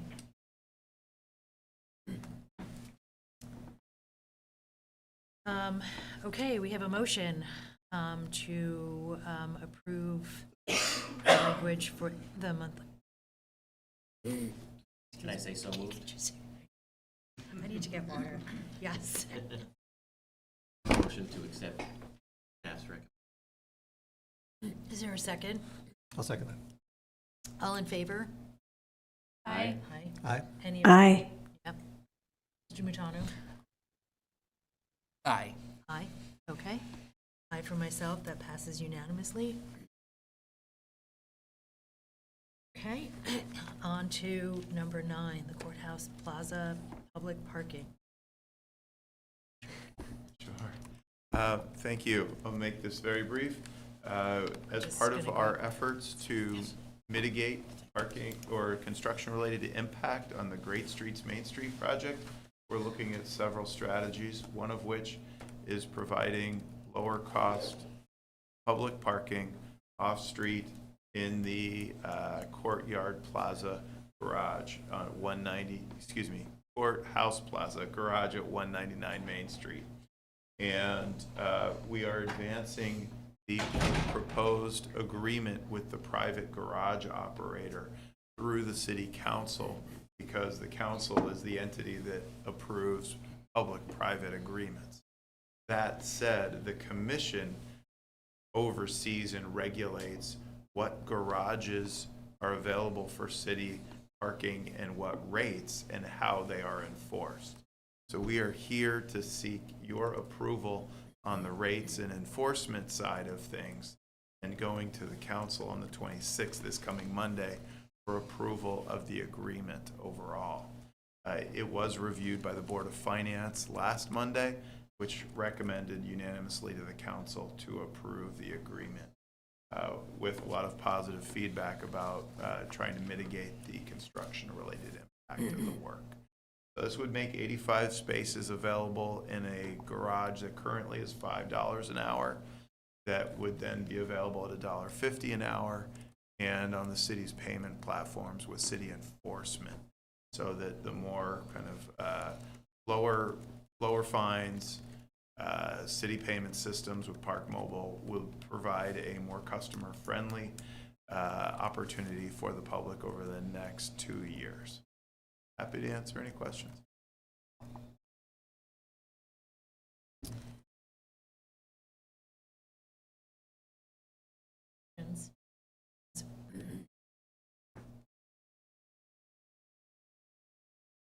Have one. Yes, is this? I'm not going to say in response to. Started talking about great streets and loss of parking, perceived loss of parking. Reallocation. Reallocation of parking. Thank you. This is something in addition to that has now come to light. So basically, 85 more available. That section of. Yes, this is a construction phase only effort to really minimize the impact during the construction phase. The agreement allows for 2 years with a potential 8-month extension if construction extends for 8 months. Parking has been public, but at a premium price. Right. And we felt that hearing from the previous speaker that helping our business community during this reinvestment is important. Yeah, my question was going to concern exactly what the time frame is, and in the ordinance language, there's no end date. So after the contractual agreement with the city and the owner of that lot terminates, I would presume parking would go up to $5 or more an hour, in spite of the fact that in the city ordinance itself, it says, I don't know what the title is, but city metered lot locations. So is it possible to include that time frame in our ordinance language here? Or like, what is the interplay between a contract between, the corporation of the city of Burlington and the owner of this lot and the actual ordinances of the city that we all live in? I would assume the contract probably trumps the other, given that it's being considered at the city council level, and not, our little Right. commission of ours. A great comment. I would be supportive that if your motion would clarify that that this language would be in effect through 2026, so that the 2 years plus 8 months, with us enacting in April 2024, would mean that your motion would then make clear that this ordinance language would be in effect during that time, and we could work with the city attorneys to make it clear that this is a time limit approval from your standpoint. So 2 years and 8 months would put, starting April 1st, would be when this could conceivably come into effect, right? When it would end. It would end April. It would sunset in December 31st, 2026, because this is for the construction phase of the Great Streets Main Street project. Got it. That would be 2 years and 9 months. So it would be putting us at November 30th, December 1st, 2026. Depending on when it is signed. Right, exactly. So there's all that kind of right. negotiation, but yeah. I think if the intent is to make sure that it doesn't become a long-term fragment of irrelevant policy that maybe setting an end date at the end of the calendar The year calendar year. 2026 makes sense. All right. Thank you so much. Yeah.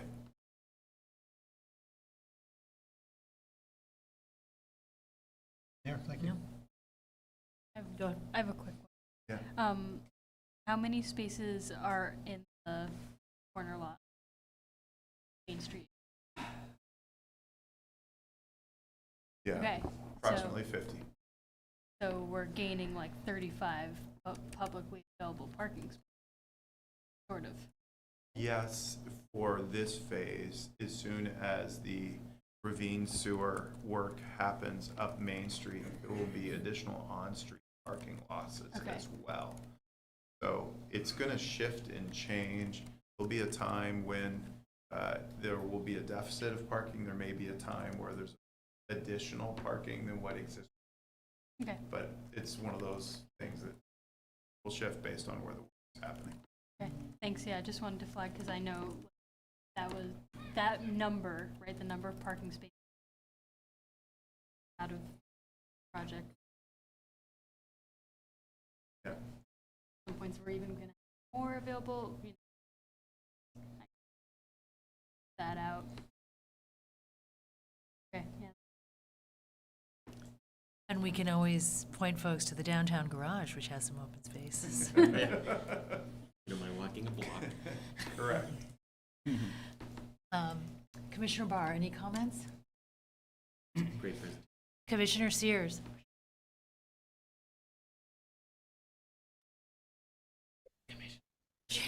No. She fell asleep. Did you fall asleep reading the story? No. No, it's done. It's done. No, it sounds like a very thoughtful approach. Great. Okay. All right. So, any comments from the public? Yeah, we'll be promoting Andrea Todd. All right. And then Ms. Todd's going to join us next month in person. Yeah. I'm fans of all of you. Thank you. Right back at you.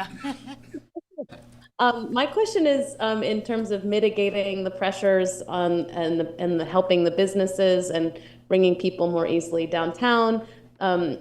I'm just going to ask it: has busing, has like temporary busing been a consideration that DPW is going to maybe use and work with the Staples Plaza to up at the top of Main Street be a place where people can be driving, parking, and then having a quick bus take you up and down to drop you right at the bottom. I mean, I'd love to know if busing is part of this, and I know that's just a short way of asking it, but I think I know the answer, and I'd really love that to be. I wish it was yes that you have done it, but I'm likely guessing that the answer is no, and I would like to put a request that creative busing systems are solutions for bringing more people downtown without having to worry about parking.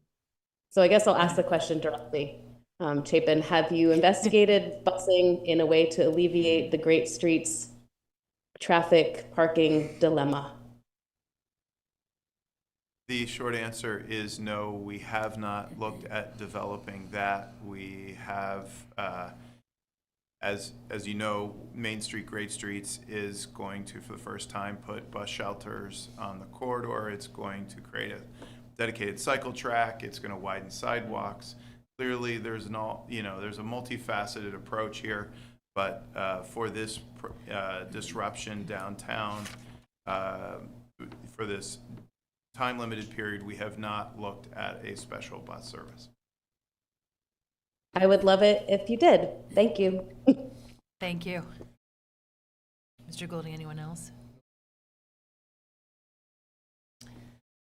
All right, folks. We need a motion to approve with the clarification that the language included in this ordinance runs from April 1st through the end of the calendar year 2026. Yes, I think maybe just the that the ordinance would sunset at the end of 2026 and leave the start date flexible, because if we can move fast to get this executed, we'd like to provide the service as soon as we can. But given attorney's review and council process, we may not. The start date would like to be flexible. Okay, all right. So then that it would, motion clarifies that this ordinance would sunset the end of the calendar year of 2026. Point of clarification, that'll apply to both Section 18, listing all of the metered lots, and Section 19, that sets the rate for the lot. Is that the intention of the chair, making that amended motion? That was my understanding. All right, that cool. was it. But Okay, yes, I'm just okay, clarifying, okay. but All yeah, right, if yeah. it's all clarified on Okay. all ends. Yeah, thank you. For the double, triple clarification. I All appreciate right, that. No, thank you. fantastic. Thank you. So moved. So moved. All right. You don't want I to get the repeat easy it all? part. Yeah. All right. Second. Okay, great. A vote, all in favor? Aye. Aye. Aye. Aye. Aye. Okay, great, passes unanimously. And we close that. Now we're on to director's report. Great, thank you. Director Spencer is going to do his favorite, hit the wave tops. Hit the wave tops. All right, so South End construction coordination schedule is described in your packet. We have discussed this with the city council. There are many large generational projects either underway or about to be underway in the South End and downtown. And one key piece to be aware of is that the Rail Yard Enterprise project has reached a milestone moment of getting its federal NEPA permit, the environmental assessment. And so we have a preferred alternative for that project, which is alternative 1B, which is the alternative we've showed you in the past, simply connecting Pine Street to Battery Street. That is exciting. In addition, the Champlain Parkway final construction phase is likely to be out to bid later this spring. And while the initial phase of the parkway would finish up in this July this year, we'd be looking to start the final phase of the parkway in August. So to put a finer point on it, some members of the community have sought to have the Champlain Parkway and the Rail Yard Enterprise project be constructed at the same time. That phasing is not playing out in that the parkway would likely be completed a year before the Rail Yard Enterprise project construction will start with our current schedule. The other key, well, actually, I'll hit two more items. One, the regional bike share update. As you see in the report here, staff is recommending continuing with the same vendor that we had last year. It's organized by CATMA with many partners regionally at the table. Their performance, the vendor Bird, we felt was solid enough and responsive enough to concerns about improperly parked bikes to recommend continuing the program for 2024. We are saying the same thing to the council's TUC meeting this next week in hopes that we have clear direction to proceed ahead accordingly.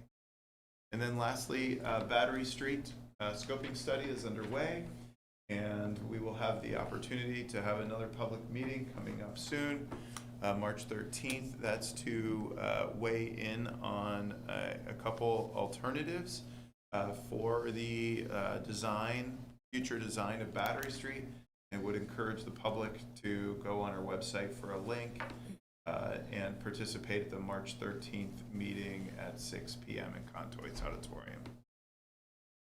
Rob, anything that I've missed?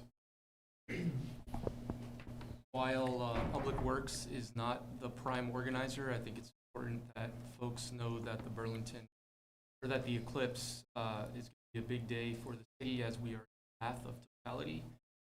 Expecting a ton of influx of tourists. I'm sure a lot of resident excitement as well. And so the organizers in the city are planning on This is in conjunction with our department and planning on a variety of road closures, including potentially the Beltline, to allow for parking and kind of keep that congestion as far out of the city as possible. So I would encourage folks ears tuned to the media. The organizers are planning out residents. People who live here will know exactly what to expect. Go to Burlington.org. We'll be working with them on VT alert and some other information. Have a vested interest in parking, traffic.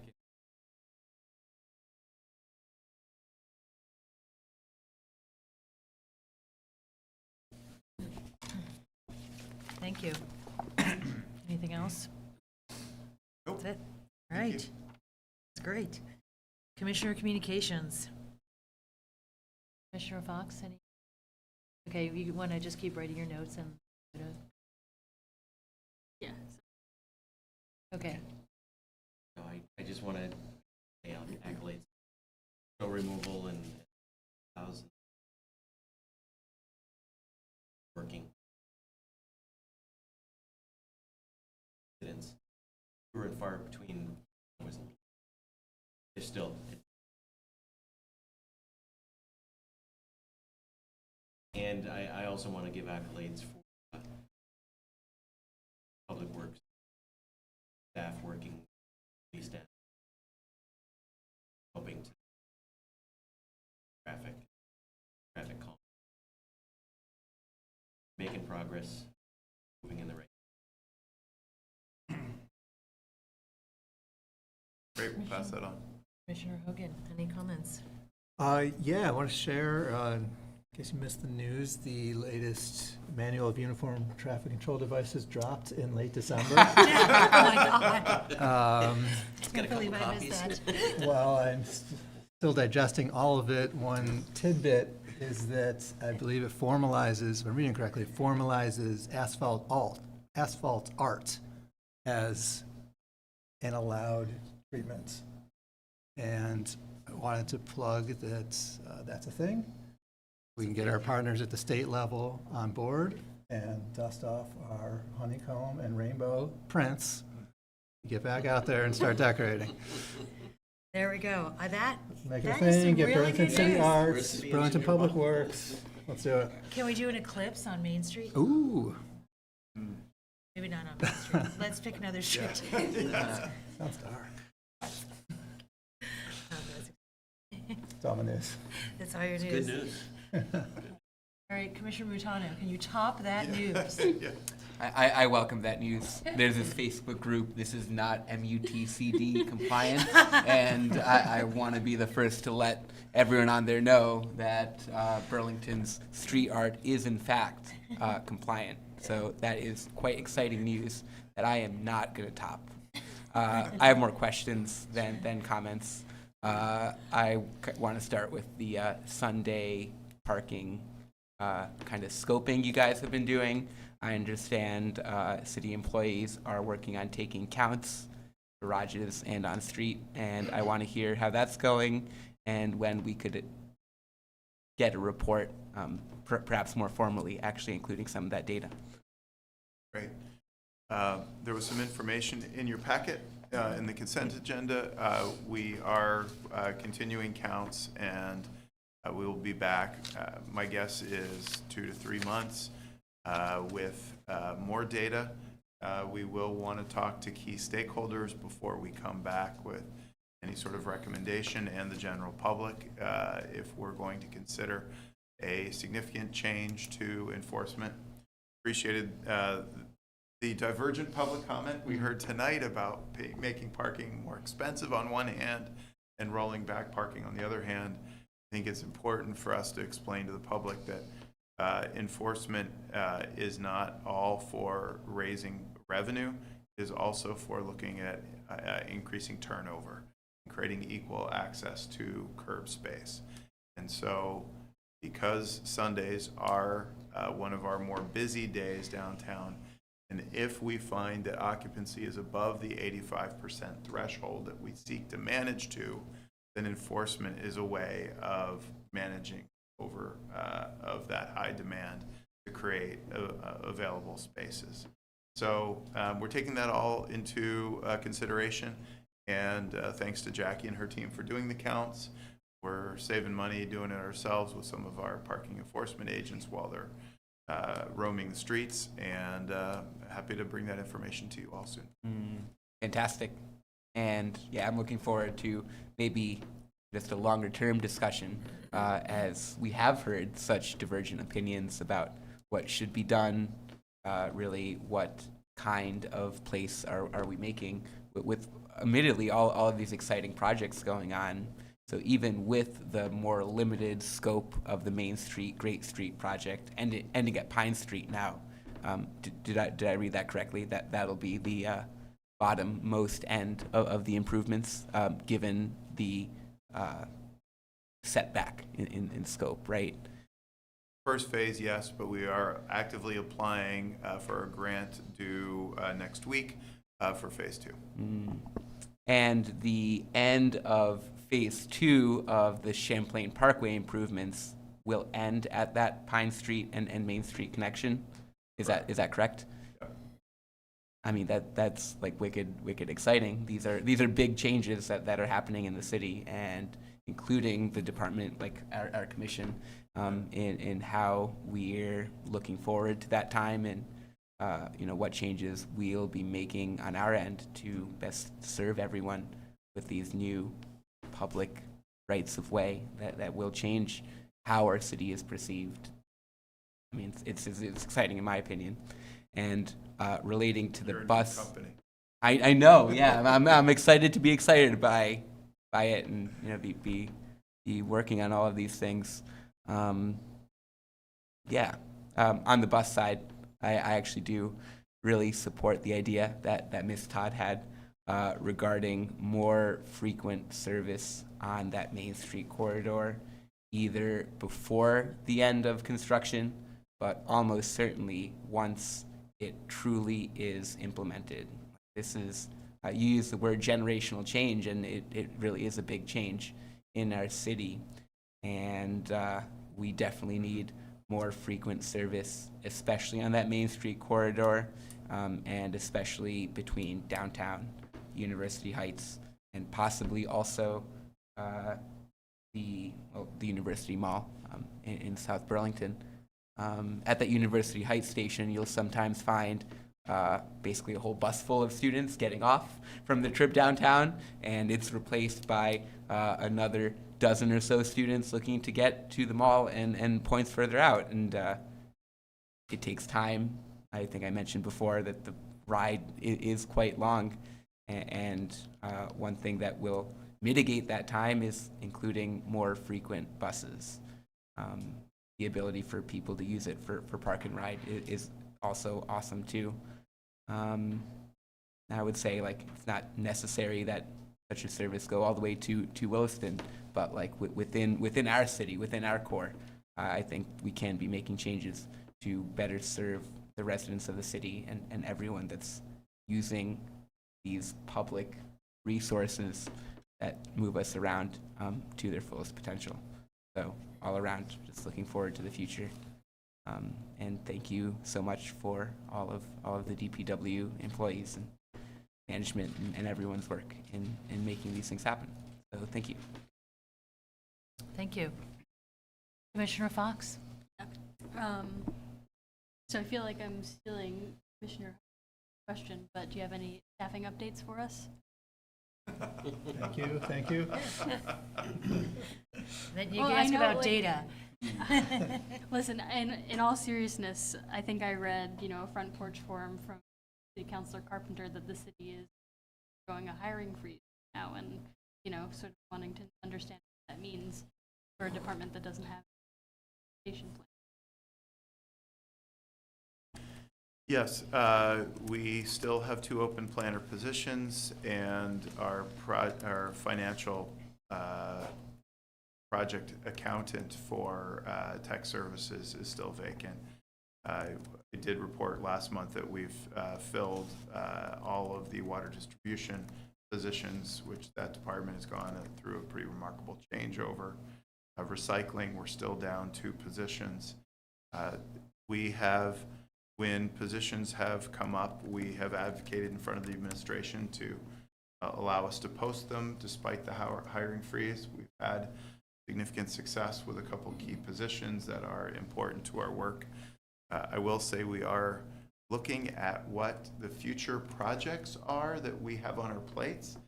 And to my knowledge, there has been no time in recent history where we have been trying to deliver on as many large generational projects as are on our plates now.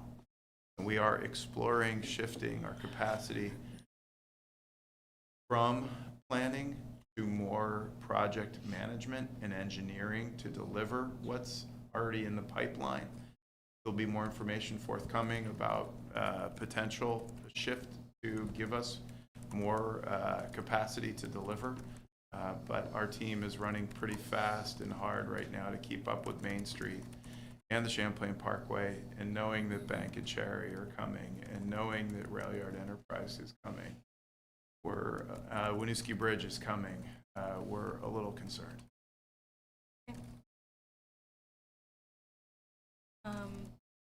This is a small one, and I don't have any personal experience, but I had some neighbors tell me that they, this is anecdotal, like cycling drivers driving fast and recklessly at the wee hours of the morning. I can't speak to it, but I had people flagging Please that. have those reported, and we do have GPS systems in our trucks, and if they're can't proactively monitor, but if there's a complaint, our contract with our union staff allows us to review data if there has been a complaint. Okay, thank you for that. Yeah, like I said, it's not something that I've personally experienced, but no. And the last thing I wanted to say is make sure you get your Eclipse classes. I haven't done it yet, so reminder for all of us. You can look at it without glasses. Don't stare at it for long periods of time is what we were told. No. There's nothing to stare at. It's gonna be all dark. Yeah, it's all gone. I'm gonna be on my roof. I got a nice big flat roof. Commissioner Sears, any comments? I do not have any comments. Okay, thank you. Okay, couple quick things for me. The College Street bike lane, because of the bike lane. But I actually haven't ridden up it in a couple weeks, so unless someone's been out there filling the potholes, there are a lot of potholes. And because of the increased traffic on College Street, because of Main Street, when you're riding up and you're about ready to like do a face plant in a pothole or bend your rim, you move out into traffic and you have a car that's just breathing up your tail. Not fun.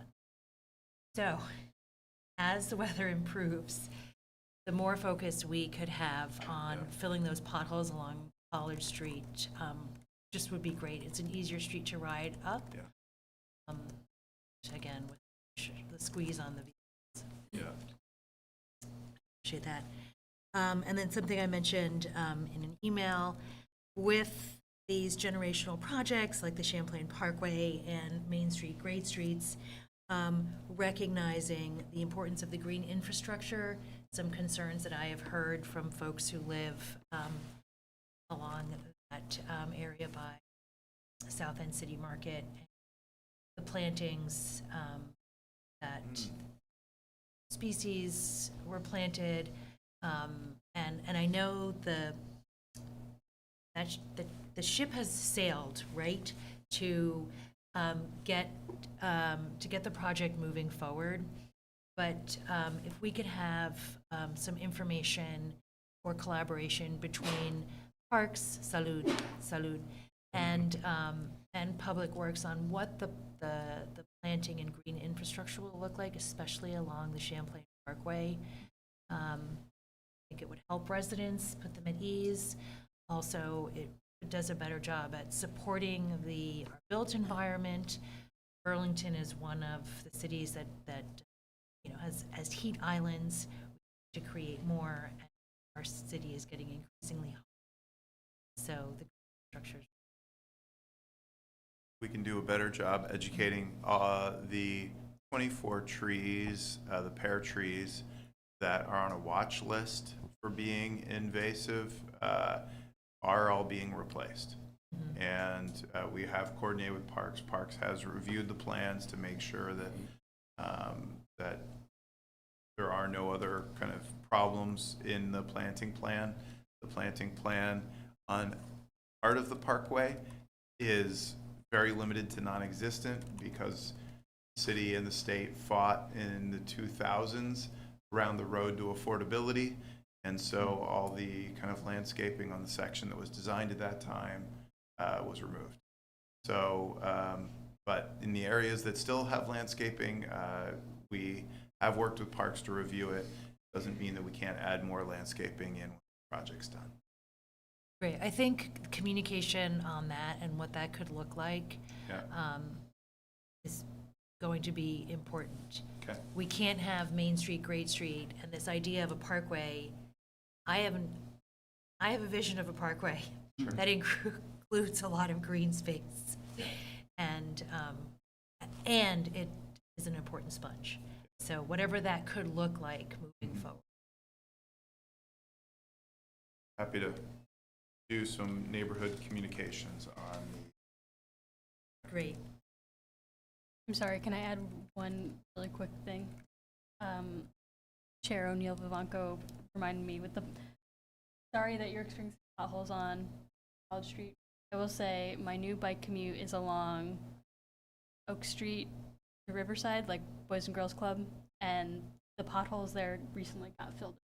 They were horrible, and I was like, ah, crap, like this is not gonna get fixed till the end of winter or whatever, there's nothing to do about it. But they got patched like a week or two ago. So that's awesome. Thank you. Now I'm done. Let's keep us all happy. trying. No, thank you. Thank you all for your work. And that's it. All right. Is there a second? Second. All right. All in favor? Aye. Aye. All right. Nighty night, Commissioner Sears. Aye.